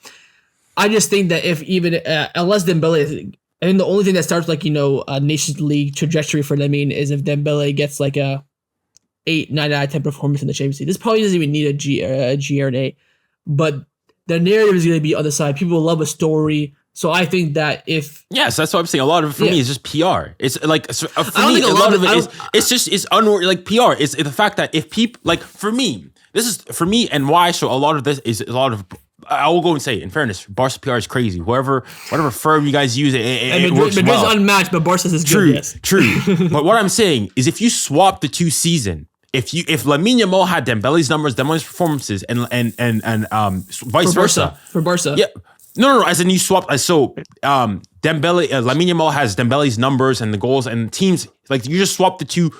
Like there's their seasons, their performances. So Lamine Yamal has the 46 GA, the crazy goal run, etc. in January, etc. and so forth. Similar GA, but Dembele was doing all that. I'm sorry, Ballon d'Or, it's done. Lamine Yamal's got the Ballon d'Or, no questions asked. I think a lot of this stuff for me, like if I had to go and put it, I don't have a problem necessarily with a Barca player winning it. For me, it's not Lamine Yamal, and a lot of the reasons is the consistency. If you want to push a Rafinha, I can get. If you want to, even though I would still argue that Dembele should have it over him. I could get. Even if you want to go and push a Pedri, I can get because it's the consistency. He's been really good over the course of the season. For me, the Lamine Yamal, it's all of a sudden. Now he's in there. Like I'm not even gonna go. I don't necessarily want to go and push that, but like even a Kylian Mbappe, we're going and saying this guy's had the worst season of his career, all this stuff and so on and so forth. But in La Liga, you go and say, obviously it's not the be all end all, but like he has more man of the matches than Lamine Yamal and Rafinha combined this year in La Liga. Oh my God, have a deal. Relax. No, but listen, I'm not saying it's in the end, it's all for naught, etc. so on and so forth. But you want to go in terms of his big games, hat-trick against you, yes, it didn't amount to anything. Scored the free kick, basically was instrumental in getting them back into the game in the Copa del Rey final. True, they lost, but you go and say the same thing with Lamine Yamal and Inter Milan. Y'all lost as well. Okay, it's the same thing with Mbappe's World Cup hat-trick. He scored a World Cup hat-trick, two of them being penalties, so we'll let that slide. He still lost though. But my question would be, do you think in 2018, if you're pushing Lamine Yamal, do you think that Mbappe should have won the Ballon d'Or in 2018? I think, and if not, why not? I think he could have won it. That's why he came top 3. I mean, why? But do you think he should have won it over Luka Modric? I mean, if he won, probably since he wasn't a Madrid player, so I probably would have been in favor for him. But it wouldn't have been outrageous from the win it. Same thing now. If Dembele wins it, I don't think there'd be too much fuss. If Lamine wins it, I don't think there'd be too much fuss. That's how close the race is. You're a Champions League win away from ending me. That's how close the tight is because we can't win the Champions League. Only you can do it. So that's why I said to PSG, and I say to you as well. It's in your hands. So if you choke it, don't come crying to me. It's in your own hands. This is the thing, right? I just think that Lamine, the big thing in the second half of the season is turning up in the big moments. Even the games where we lost, we turned up. You can say with Mbappe, yes, but when he scored 5 goals against Barcelona this season and losing every single game, that kind of takes away from the overall perspective a little bit. True, and I would agree that exactly in terms of the performances, it wasn't all that he was scoring, and that's a similar thing that he had at PSG. We often get a GA, like I guess if you want similar to Rafinha, oftentimes he would go and score. That Rafinha you're talking about, that's been a lot in the second half. The first half he was in the first half, so on and so forth. But what also we will say is that we're oftentimes, I think maybe over putting too much weight on the performance, but you could whether it's similar to a Ronaldo. Honestly, sometimes, especially in that we think of prime noodle hair Ronaldo, probably the most dangerous version of him. Yeah. This guy would sometimes drop generational stinkers in Champions League games, but score 1 or 2 goals, and that's all you remember. Exactly. That is literally all you remember. So I'll say the thing, even if you just go and you put your goals, you go and say from a Mbappe point of view, he's done his job. Yes, of course, you want him then also to perform well and so on and so forth. But from Rafinha, you go and say, from his perspective. The big difference with Mbappe is that he lost all of them, right? Ronaldo, when you win the Champions League, you have, 3 goals, but a 4 out of 10. No one will see that 4 out of 10. I'll see a 3 goals Champions League winner. With Mbappe against Barcelona this season, yes, he scored 3 set pieces and 2 1v1s. Yes, he scored his goal. Good for him. He's in the right place, right time, which is what I think Rafinha has done the past 2 months, which is why it deteriorated his Ballon d'Or shout. But it amounts to nothing. Whereas Lamine, he played in every single big game, and of the 4 trophies that has available to him, he won 3 of them. But that's what I'm saying, and why for me, Rafinha should be ahead of Lamine Yamal in terms of the consistency, in terms of the big games. Yes, maybe in terms of the average performance, it's not all been there, but he's gotten the GA. In this Champions League campaign, he's your most decisive player. Yes, we're going to go and say that, yes, a lot of that comes from Lamine Yamal, the play and so on and so forth, but he has to be the one there to put the ball in the net. That's what I'm saying. That's why, in some respects, I almost feel bad for Rafinha. Let me ask you this. How many, apart from Clásicos, how many Barca games have you watched this season? Apart from Clásicos. Mm-hmm. So I watched the return leg against Atletico Madrid. I watched the game in the Copa del Rey? 1-0 or 4-2? Both. Okay. So okay. Copa del Rey and in the league. I watched the game against Espanyol. I watched I can't remember exact schemes, but I watched a couple of their games in the beginning of the season. Okay. I just want to get an understanding of yeah. Because and then I watched quite a few of them, like in the Champions League as well. So I watched the first game against Dortmund, like in the group phase. I watched the game against Monaco. I've been seeing crazy amounts of Barca. Yeah. I feel like I watched more of Barca than you probably watched of PSG. I mean, I think I would. I watched every single PSG game in the Champions League that wasn't on the same day as Barcelona. I watched their 2 games against Marseille and Lille, and the 2 games against Lyon. I watched the final against Monaco in January, the 1-0 where Dembele scored the winner. I didn't watch any of the cup games. He just faced like fucking 64th division teams every single time. So I didn't watch any of those. But the point I was trying to make there is that with Lamine, if you see on a consistent basis, maybe you'd understand it. And a lot of the games I watched for PSG, whether it's just unfortunate circumstances or not, half the time Dembele didn't really start. I know the quality of Dembele. I've seen the comps. I've seen the highlights. I've seen him at 7 years at Barcelona. I've seen him at PSG this start season. Or like didn't have a good performance. Because even like I didn't mention it, but you talked about when he was having his issues with Enrique over the Arsenal game. The next game like it was a couple of days later he started against he played 90 minutes against Nice. And after that, I think it would have been the international window. I think he was on the bench after that in the 19th of October, but then was playing again. So that's why it's like Dembele. I think people overplay the fact that he was benched. He was battling it out with Enrique. I think most probably because he was at that point he was really an Enrique out. So that's why he was really pushing the agenda, the Enrique versus Dembele. But it was a one-off thing. They had a disagreement. That's another point that we not have highlighted too much. That majority of the fan base. I know you weren't there because I remember seeing some of the PSG fan live stream. You were definitely not on this. I won't point this at you, but a lot of them were saying sack the manager, get rid of everything, especially in the middle of seasons, which of course highlights the huge turnaround, right? 100%. We had a huge turnaround. For 100%. Sure. But, before, the new year hit, you shaved this, you shaved that, we're not going to give a line. We beat City in our first good game of the season. All of these things, right, is what I bring up because I think up until this point before the Champions League final, where we can win down in the Champions League final, the races are tight. The bookies have 2% above Dembele, right? That's because again recency bias, winning against Espanyol, La Liga, stuff like that, pants down, 17-year-old, whatever you want to say. That's what God is giving him. A lot of PR. That's what I say. That's for me. If you strip away the 17, the Barca PR, I think that's what I'm saying. That's what I'm saying. You swapped him. You go Neymar was putting way more ridiculous numbers in the year and so on and so forth. Was dropping generational stuff. The guy in that 17-18 year, for example, he finished 12th in Ballon d'Or voting. That's why I'm going and saying people were changing definitions. I think 17, his age is helping him, yes, but you can't take away Barcelona, right? Because Barcelona playing for a club like this is but as in what I should say is that you should go and say that regardless of whether you play, the club you play for should not boost or diminish. Unless obviously the competition which you face, obviously if you do that in the Segunda División in La Liga, you score 57 goals, obviously not. But as in when you're talking about the top tier clubs, whether you're at Arsenal, your Cities, PSGs, Barca, Real, etc., so on and so forth, putting these numbers, it shouldn't but you're at Barca, which is I'd say the S tier, so on and so forth. That's where I disagree with you. I think putting performances up consistency wise in retrospect to what your team performs at. If you put Lamine Yamal with his numbers now at Arsenal, and Arsenal achieve what they achieve right now, was it second place in La Liga? Second place in the Premier League. Sorry, no trophies. He'd get honorable shouts like Saka does. Some people regard Saka as top 3 right wingers in the world. I think Lamine Yamal would be in that category. But when you do it for Barcelona, Real Madrid, Bayern Munich, on the world stage where everyone sees you, where you have the most eyes. Again, there's no debating that the most viewerships and all the eyes are on Barcelona. I mean, the stats that come out every single Monday, they don't lie. So doing it on the biggest stage for the biggest club is also an extra heavy weight. because he got pelted. But is that fair though? That's what I'm saying. I mean, that's not one of the criteria of the Ballon d'Or. That's why I'm saying. It's not criteria of Ballon d'Or, of course not. But the point is, because I feel like when I've been asking, I've been even seeing there was this debate between two French YouTubers called 𝘍𝙍𝙍 parisien and 𝘖𝙍𝙍, who, funnily enough, is a Madrid supporter, and he was pushing a lot for Lamine Yamal. He was saying and he was talking a lot about the psychology of the journalists, all this stuff, and Lamine Yamal.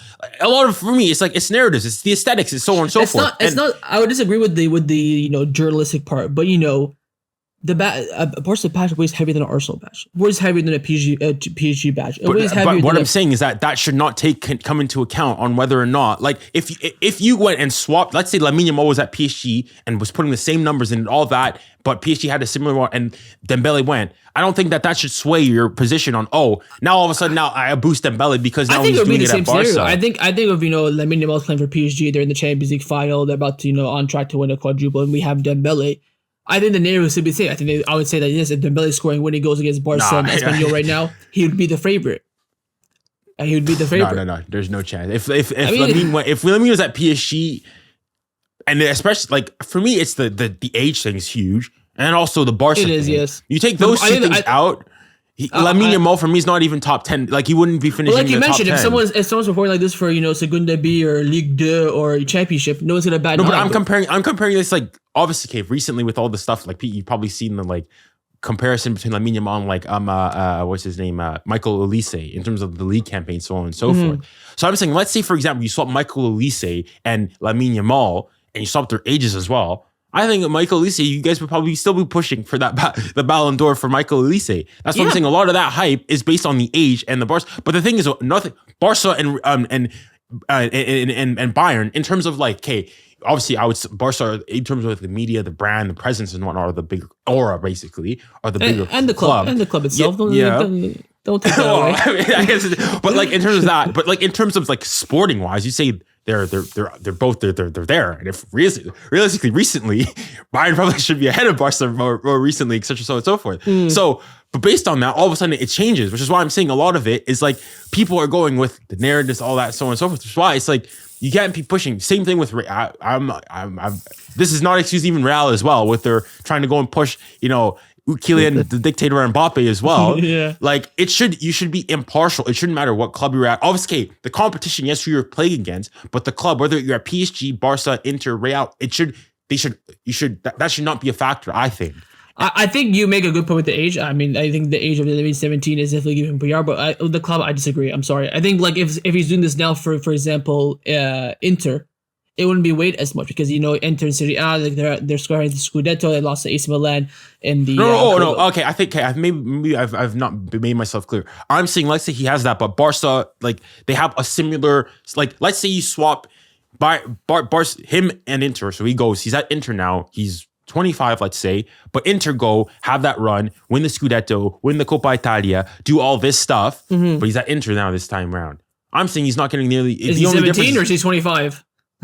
Let's say let's say he's 17 first and foremost. Do you think he gets as much push?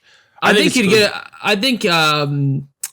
in the same situation in the sense that he'd have like recent PR on his side, and if Dembele wins the Champions League, it would put an end to it. But the hype would still be there. Again, the 17-year-old. I think this the 17-year-old is definitely playing a part.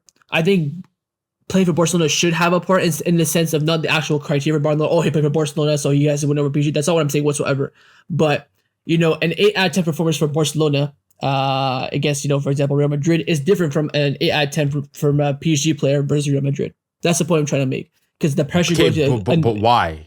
Yeah. Why would so an 8 out of 10 performance? I guess Real Madrid because it's not Classico, but let's say it's and especially on what stage. Let's say I think Real Madrid is back because there's direct rivals. Let's say instead it was an 8 out of 10 performance from a Barca player in an Inter game, in an Inter final, let's say, an 8 out of 10 performance from a Barca player against Inter, like Lamine Yamal, in that semifinal, compared to an 8 out of 10 performance from a PSG player against Arsenal. Should those be weighed the same? Because you go and say, those are... Okay, okay, fair enough. Yeah. In that sense, okay. Yeah, then, I'm talking about, if we're facing Inter in a semifinal compared to you facing Inter in a semifinal, let's say let me put 8 out of 10, Dembele put an 8 out of 10. I maybe wait.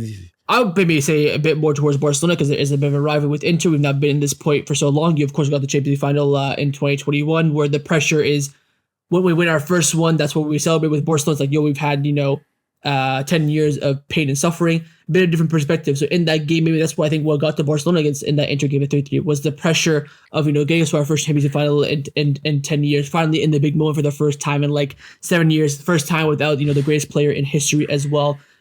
The Barca badge does weigh more than any other one, and that affects the performance, which again, I agree with you, should not be put into the Ballon d'Or criteria whatsoever. But it puts it in perspective. If you're playing for Barcelona away against Espanyol, a derby, to win the league in comparison to PSG playing Strasbourg away, where the league's already won, these things are all different comparison and will, of course, outline which performance is more impactful and more influential. I think Lamine has had more than that this season than Dembele, which is what's kind of me hanging on into this Ballon d'Or race. Because again, it comes down to you. If you win the Champions League, I have nothing much else to say. Well, so you're saying you talked about the game against Espanyol, so on and so forth. I guess yes, it's the local rivalry, it's a local derby. But like Ousmane Dembele got goals and assists against Marseille as well, which I would say Marseille PSG is a significantly bigger rivalry than Bayern than Espanyol. And the difference is Marseille are second in the table as well. Now, obviously, there's still a points gap between the two, so on and so forth. That's why I'm saying a lot of it is just if you have time, read about the Barca Espanyol derby, you understand, especially when the stadium. No, I understand the history. I understand, especially when winning the game in their stadium as well. But instead of flying to the game or taking a 5-hour bus, you take a 10-minute bus down the road. All these things are an accumulation, especially with us being knocked out of the Champions League recently. We're like, okay, domestic treble, is the priority. You just beat Madrid in a narrow score line, but comfortable fashion. Now you go to this game where they've, are fighting for their lives to stay in the league. They have the best goalkeeper in the league. They've beaten, all the top teams in their stadium in the second half in that season where it's, definitely a threat. All these things. And then, hour mark, cutting inside 3 players and then scoring in the top bin against, it's just stuff like that where the narrative will definitely help the PR's perspective.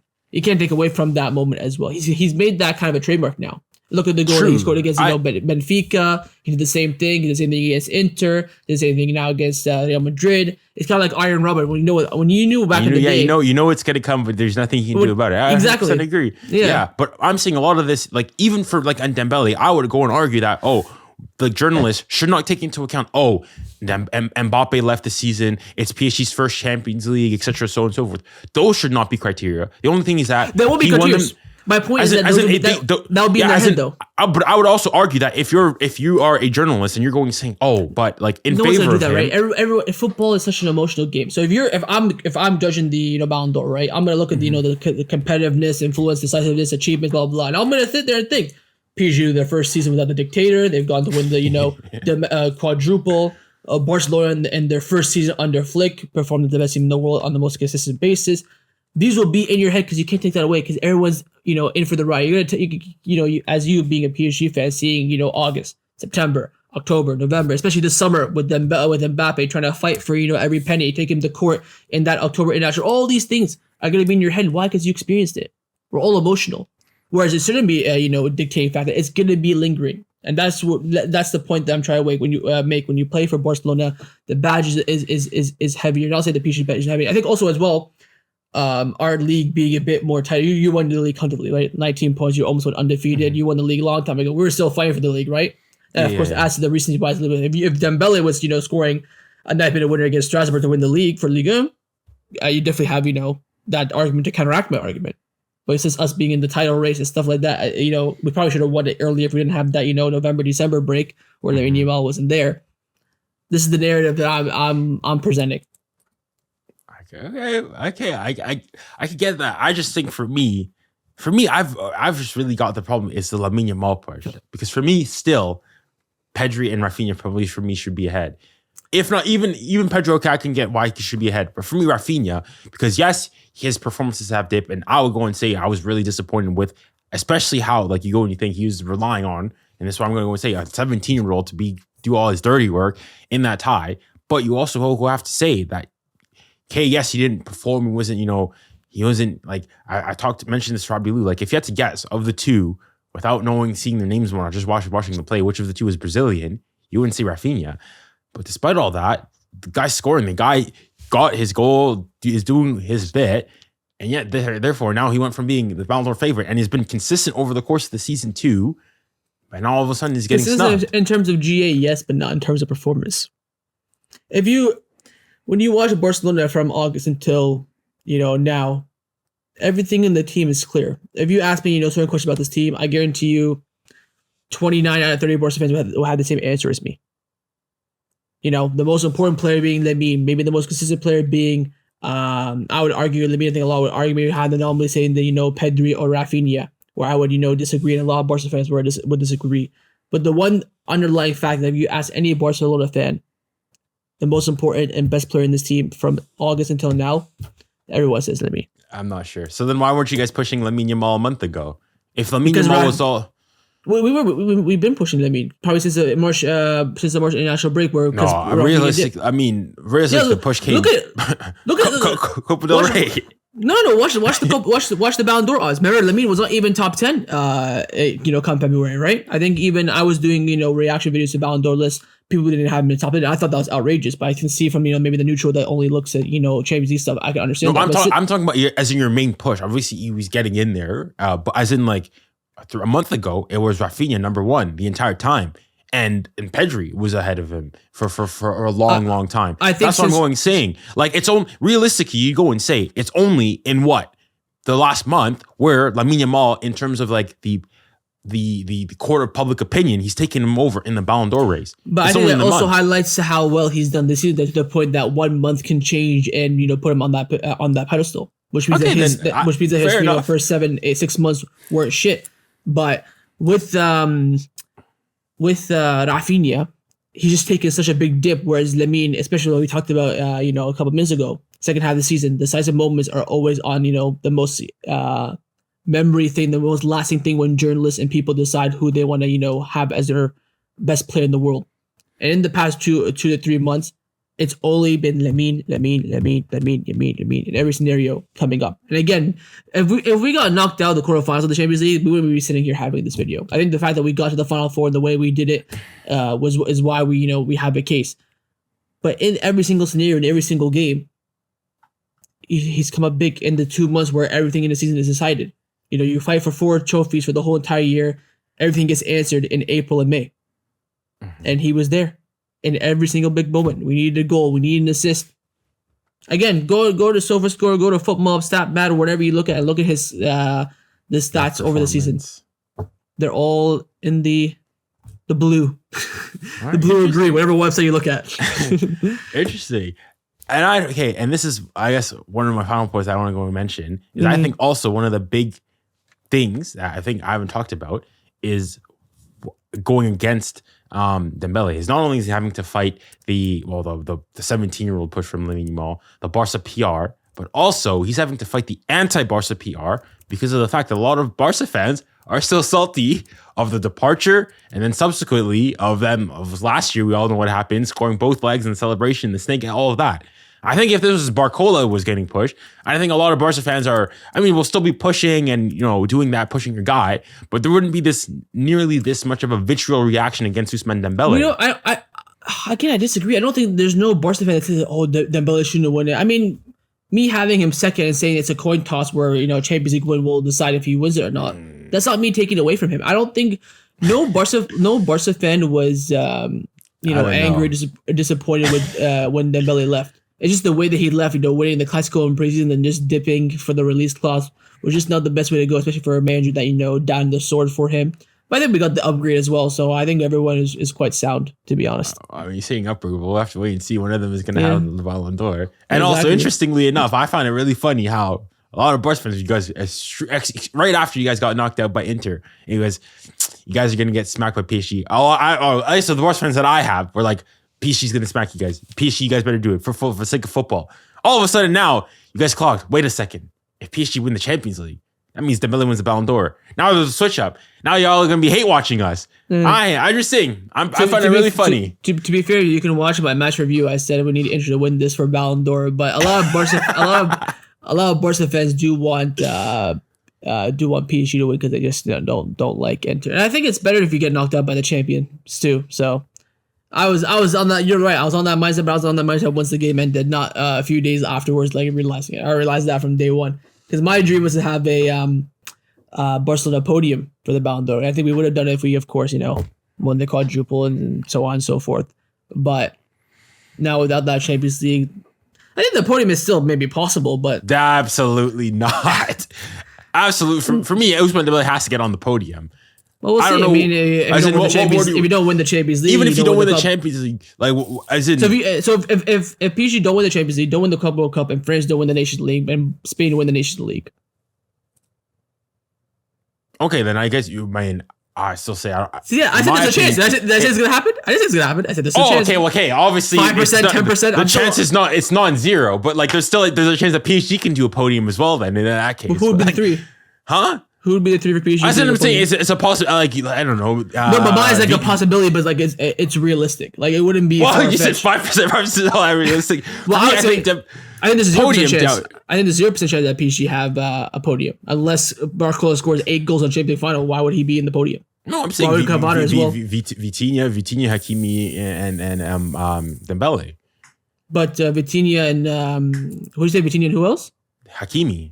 Vitinha and Hakimi. Okay, Hakimi actually maybe but Vitinha he's not been better than Pedri, so Pedri will get ahead of him. So that takes away.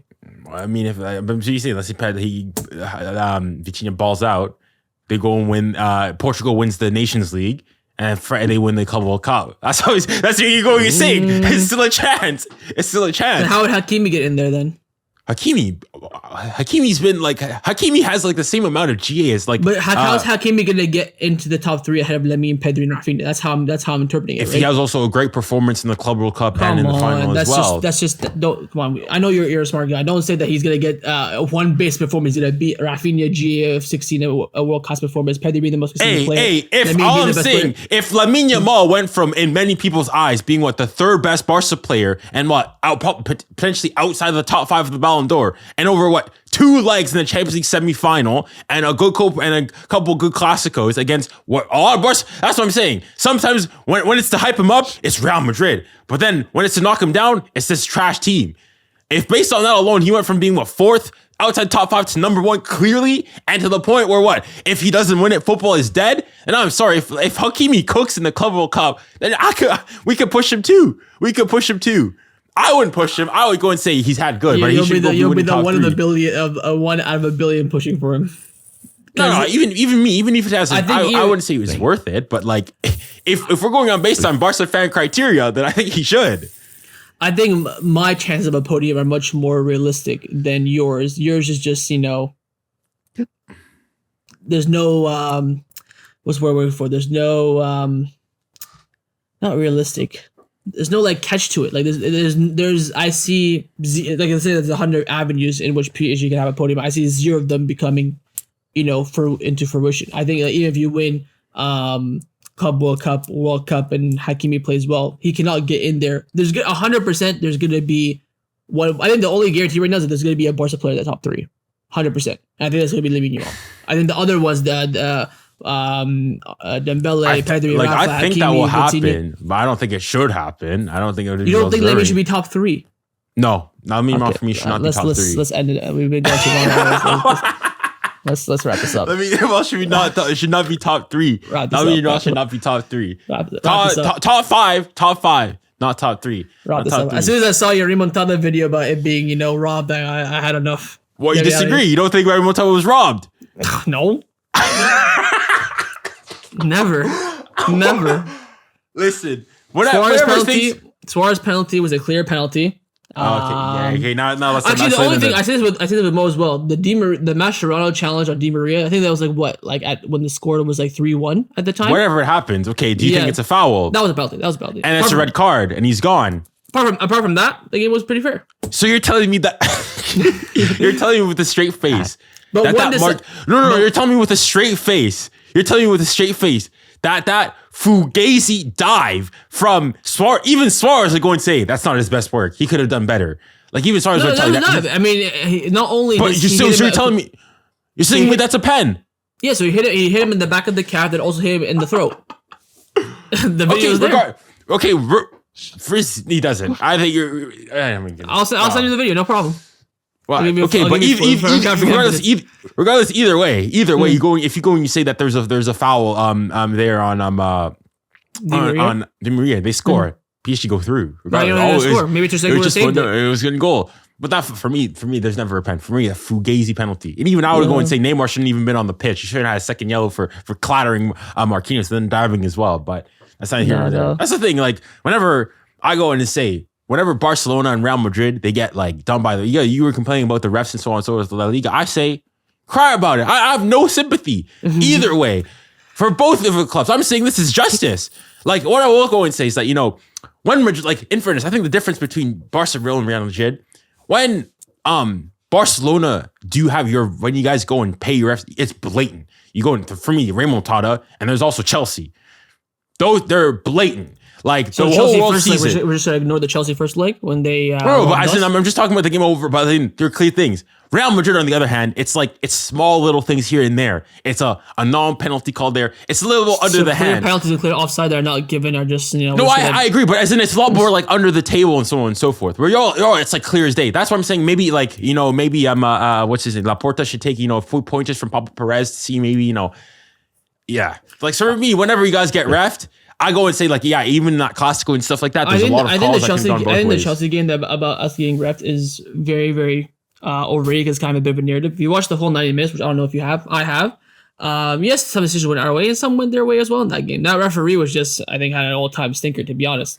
And if you watch the first leg of that game where we had multiple penalty shouts and even red card shouts not given to us, I think it balances out. I think apart from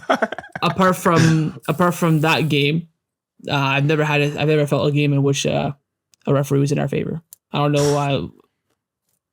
I generally don't. Wow. And I've seen referees go against us all the time because in Spain, the corporation and institution are all Real Madrid fans. It's kind of hard for us to Wait, hold on. You talk about the same Barca that what was it? Aren't you guys on trial right now for paying refs and whatnot? We're not on trial because what's been the update? It's been 2 years now. What's happened? Weren't you guys on trial though? Did you not go to court? No. I mean, didn't go to court. We can Google right now. The case was actually, I think, the first. Wait, did the case go to court or not? That was my question. No, it never went to court. No, again, that's just you just feed into the narrative of the media. So just look into it. Look into it. All right, okay. It's been 2 years, no court case. Only a judicial foul that was dropped by the judge, I think, 2 months ago. There's been no sanction against Barcelona. Barcelona have come out with full transparency into what they did. They paid the head of referee to understand how referee interpreted games. So where's the fraud in that? Where's us influencing referees? And when 14 of the other 20 La Liga teams did it, where's their court case? No, I mentioned. For me, Spain. In those years where we paid the referee, which I think was from 2009 to 2017, all those years, there's not been one game where Barcelona had a 50-50 call in their favor in La Liga in Spanish football. Oh, I mean, yeah, Spanish football. I'm just saying. When the big lights are out there, though. In that time frame, I think Real Madrid won 3 league titles, and 2 of them they wouldn't say they robbed. I would say the referees favored them in terms of decisions in other games. Us scoring goals that cross the line that don't get counted, clear penalties that are not given, but then they get Ronaldo hits it off his hands. Exactly, right. Yeah. That's the point I'm trying to make. So, listen, if we want to, I do hope in 10 years' time when the next generation of people and referees come, they're all Barca fans, and we get some of the 50-50 calls. I'll love it and I'll soak it in. But now this is why I cherish a lot of the trophies that we win in Spain. Especially, I think this last league title is the best league title I've seen us win because everything went against us and we still came out on top. And they're still trying to go against us. They're trying to tell us now that they want to take away our 3 points from the Osasuna game because Inigo Martinez was called up for Spain and then pulled out, but when you pull out you have to wait 15 days so you can play the next competitive game, and they moved the game for us earlier to fit the schedule in because our doctor died, and they're just trying to fugazi it. This is what all La Liga clubs do against Barcelona. Even when we had the Dani Olmo Pau Victor case, so many clubs came out speaking against us. A lot of them got relegated so they can hold that, but in the day when Real Madrid have corruptivity in their institution, it gets brushed away. They employ a pedo for crying out loud, and there's no media coverage about it. Listen, I've got my hatred of Madrid is spiritual. It's the welcome to the black club. magic. Well, Barca boy, it's been a pleasure having you on. Hopefully we'll do this again, and maybe go back on that. This final, I'll happily do this again. Okay. But also, if we win it as well, you better come back. No, okay. Twitter's going on Do Not Disturb. Exactly. All right, exactly. You see, that's what I'm going saying. If PSG win it, call me after the Nations League.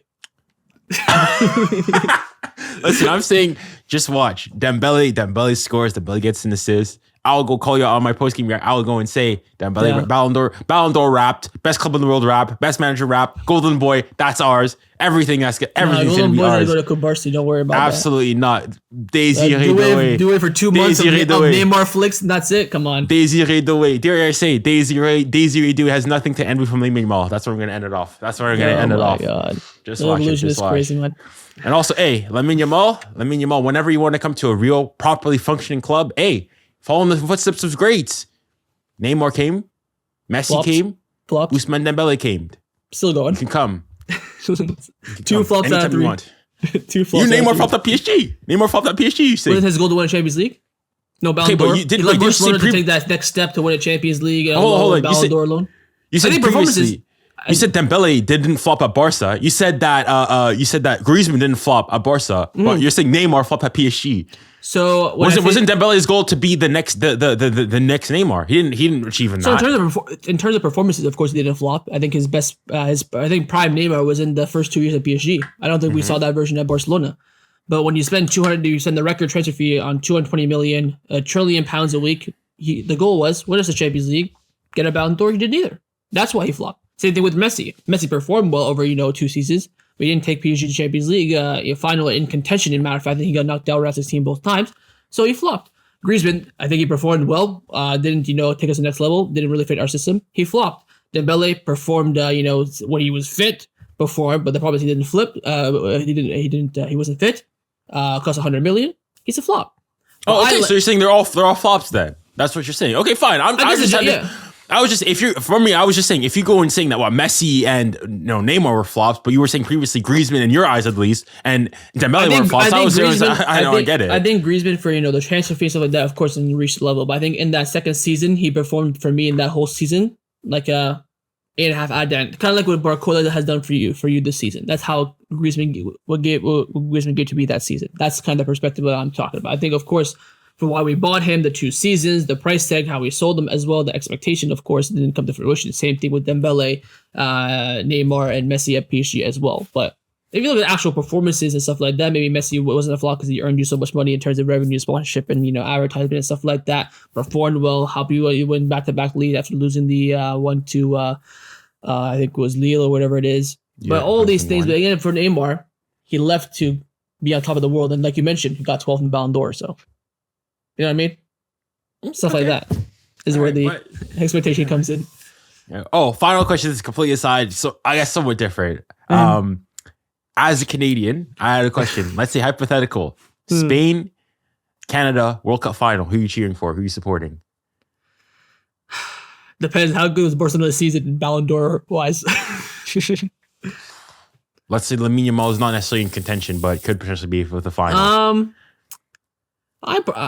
My country is the country that I support, nationwide is Argentina, because they were the first team that I ever watched play football at the Copa America. Even over Canada. So yeah, Argentina, Canada final. Oh, Argentina, 100%. Bro. Really? Listen, listen. I grew up only watching Canada the past 2 years when they've been semi-decent. Even the days when we had Dwayne De Rosario. I also watched back then. You know who the first Canadian athlete football player I knew? Christina Sinclair. Oh, okay, yeah, obviously. That's how bad the men's team were. The first. No, yeah, of course, but still, for me, honestly, especially let's say, if Canada won the World Cup, the next World Cup 2026 in the on American soil, I could die the next day. I could die the next day a happy man. I could die the next day a happy man. I'm not that ingrained with Canadian men's soccer. I don't think I would feel it. I don't even think this nation would feel it as well. It's not really a soccer nation. I think if the Leafs win the Stanley Cup, Blue Jays win the MLB, this place would go fucking nuts. This city would explode. Okay, this is where we get onto the Toronto would go flipping nuts. Flip down. Okay, yes. This is Toronto this Toronto centric. Yeah. Calm down. Is Toronto not one of, if not the biggest city in Canada? Yeah, of course. So Listen, all the center potential will be there. So if Canada wins the World Cup, I feel like Toronto would be like dead quiet.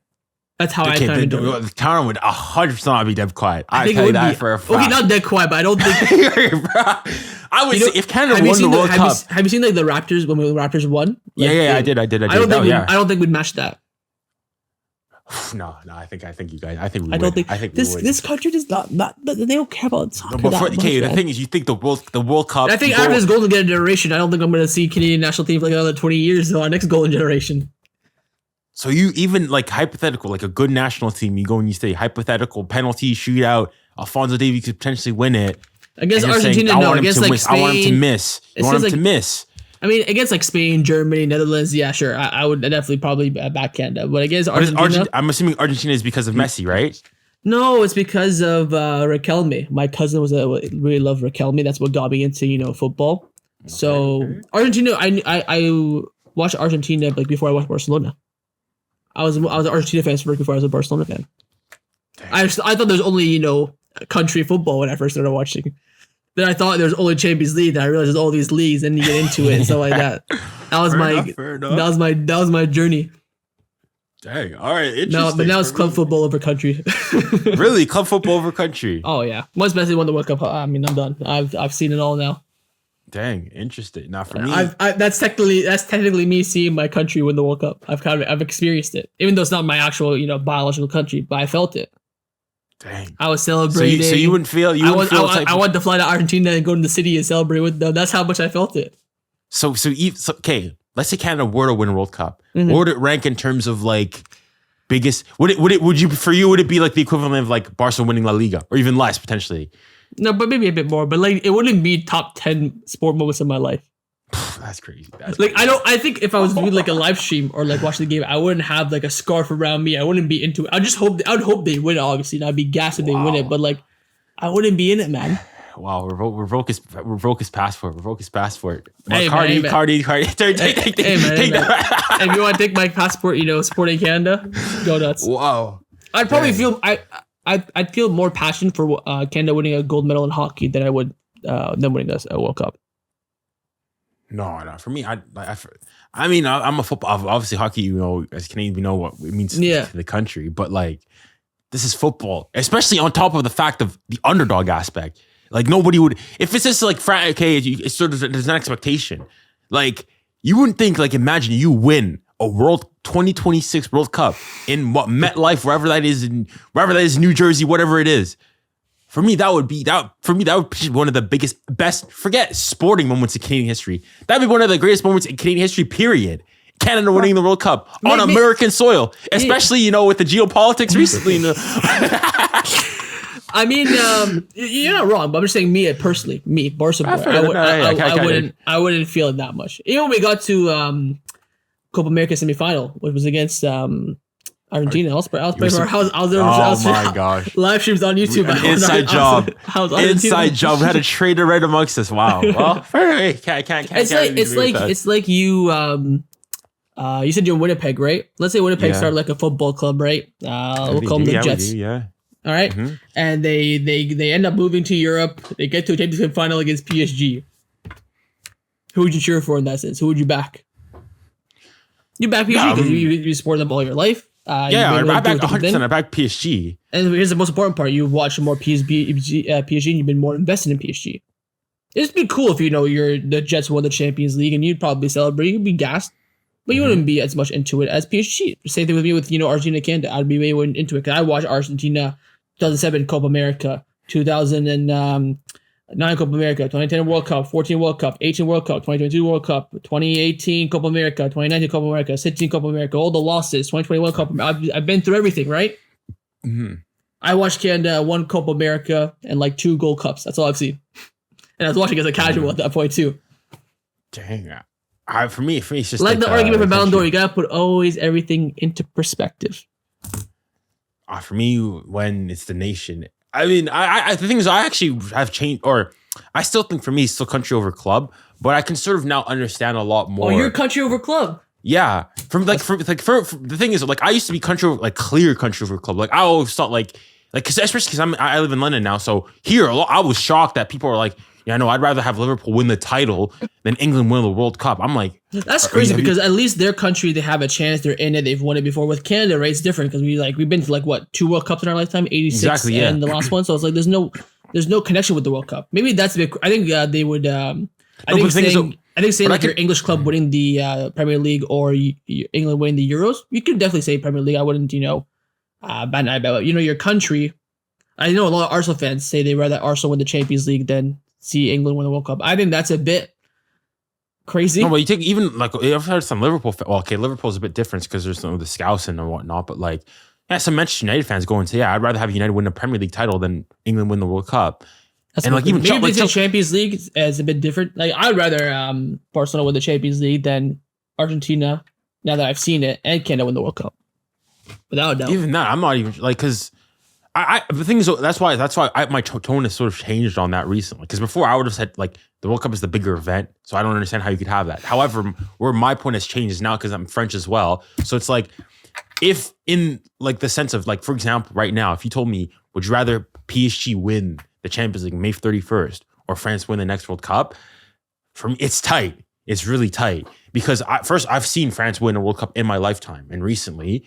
PSG, I've never seen it. And on top of the PSG, like the struggles, the hurt, the mockeries, the crazy knockouts, the fugaziness, all that stuff. I felt all of it. So I can understand the redemption. But for me, though, all else being equal, like you're 2 countries, like you've won recently and there's been recent success. That's what, like, you're going into, like, you saw Barca win a treble like 10 years ago.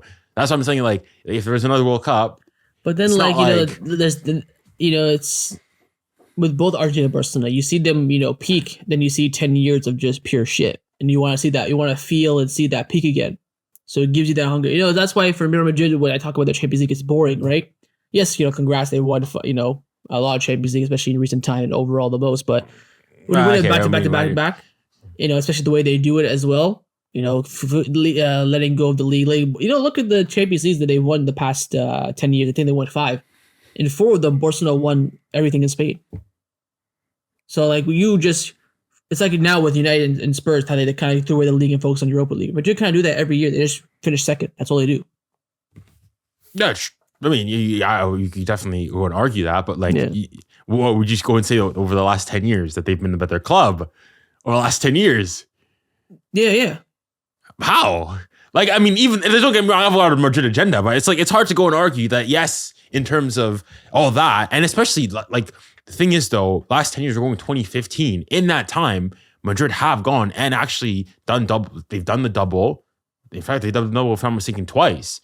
Obviously, they haven't done the treble. Some club, well, say, hopefully PSG can, come with you guys. Yes. But, like, the European, like, as much as winning, dominating Spain, I know there's, especially in with the Catalan and all the stuff in Spain for Barca, doing well domestically is important. But still, it's not even that. Like, look at Barcelona. We've won, 5 Champions League. And every one of those Champions League, we won the league along with it. When we win. We go for everything. We win everything. They kind of just, they kind of forgave their way through it. They prioritize a few things, and they win the Champions League with, a lucky run. Most, except for that one where they made all the comebacks. Most time they have like a lucky run, easy opponents. They get by one, decent, capable semi-final, and they end up winning it. Whereas Barcelona, look at the last one we won it, probably the hardest route to a Champions League final because we face every single champion of each country. It's always, I guess with the but didn't Real Madrid do the same thing though in 2022? Nope. Then they faced Chelsea. They didn't face the Chelsea were the champions of England. They faced City though. Well, I'm pretty sure that route they didn't face all the champions. Okay, they're missing one. Maybe PSG, Chelsea. Well, no, okay, they didn't face every single champion. That's the point. Yeah. Because we faced City, who are the champions of England. We faced you, champions of France. We faced Germany, champions of Bayern, champions of Germany. You guys, on your route to, you guys faced? Yes, we beat City round 16, champions of England. We beat you in the quarterfinals, champions of League France. You guys played them this is a while back. I know we played you guys, and I know it was at the quarterfinals we played you guys. Yeah, we played City round 16. I thought we played you guys in the round of 16 then. Oh, dang. Okay, fair enough. So each champion, then of course we played the final against Juventus, who were the Serie A champions last season and that season because we were fighting for the treble. The final was, for the treble winner. Yeah. Mm-hmm. So that's why I highlight that as being, the most difficult. And emphatic Champions League win. But still, from that, you're going to say that you'd still say that over the last 10 years, Barcelona have been the better club. So 2015. So let's include your treble season. That's not my point. My point is that when Barcelona win, we win to win everything. Madrid kind of, fugazi their way in, and then they just, sneak a Champions League and everyone thinks that that's best thing is sliced bread. Like don't look at the last season. Look at the 2021 where they won the Champions League and we won, everything domestically. We beat them most of the time. I think we had 5 classicals that year. We beat them, 4 out of 5 times. But people think the Madrid are the best team in the world. Because they won the Champions League. 2022. The Benzema year, that year. Yes. Yeah. The one after the Benzema year. The one where Vinicius scored in the final. Or is that the Benzema year? That was the Benzema year. They've done 2 doubles the last 2 times they won the Champions League. Last year they did the double, and the year before that they did the double as well. When Benzema was touched by God, Ramadan Benzema, they won the league. The year after that, that's when they got knocked out by City. They got thumped in the semi-final. I think they went trophyless that year, or close to, or something like that. Yeah, what season is that? 22-23. So 22-22 was like Aurelian, like when they had the collars on their kit. Yeah, I think they won the Copa del Rey, and we won the Super Cup in La Liga. But so over the last, and then also as well, when they win only one trophy, they do a trophy parade, which is embarrassing in itself. Wow, I mean, I think you should do trophy. I don't have a problem for a Copa del Rey. You're having a fucking laugh. And this, I've always been. Hey, no, for me, this is my general thing. I think I will never fault a team for celebrating a trophy, especially because people celebrate and not do a parade for a cup in Spain, which you should be winning. Like if but for me, it's a trophy. It's a trophy. I mean, I don't like if you guys are the only one. Did you guys do I have no problem with it personally. We've never done it. We have standards. But when was the last time you guys only won just the Copa del Rey? 2016-17 when Madrid won the league and the Champions League. The year when Messi scored the last second goal against Madrid. We won the Copa del Rey. We lifted it. Put it in the museum, never looked back. Morals. I think Madrid, when we were killing them, they celebrated Copa del Rey, did a parade where they dropped the Copa del Rey, they ran over it, which made it even funnier for us. I think they celebrated in the stadium winning the Super Cup, all these stuff. I mean, I don't have a problem. It's a trophy. You celebrate. You have to celebrate, especially when you think clubs go years. Now, for Barcelona, the standard is you have to. For us to do a parade, you have to win minimum 2 trophies, and one of them has to be the league. That's the standard for a parade. So we saw parade. So if you guys won the Copa del Rey in the Champions League, no parade. Okay, that's Champions League. That's different. Okay. But I'm talking about the domestic trophies. Okay, yeah. I think even just the Champions League would do a parade. So yeah. That's kind of a pedestal of its own. But if we won both the cups, like Copa del Rey, Super Cup, we wouldn't do a parade.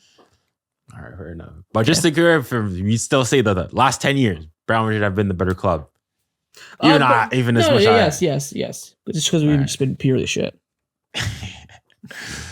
Fair enough. All right, well, I don't want to take too much more of your time. Thank you once again for deciding to come on, and it's a pleasure. Seriously, hopefully we can do this in the future. And obviously, sure, when Ousmane Dembele goes and lifts that Ballon d'Or, and when we win that Champions League on May 31st, I'll be thinking of you. All right, sounds good. I'll look forward to it. All right, see you, peace. And to anybody watching this the podcast, thank you very much. And make sure to go. I'll put all of your Barca Boys links in the description. So make sure to go follow them on Twitter, Instagram, YouTube, and everything. So thank you guys very much. And remember, stay safe, stay kind, and stay blessed. Godspeed.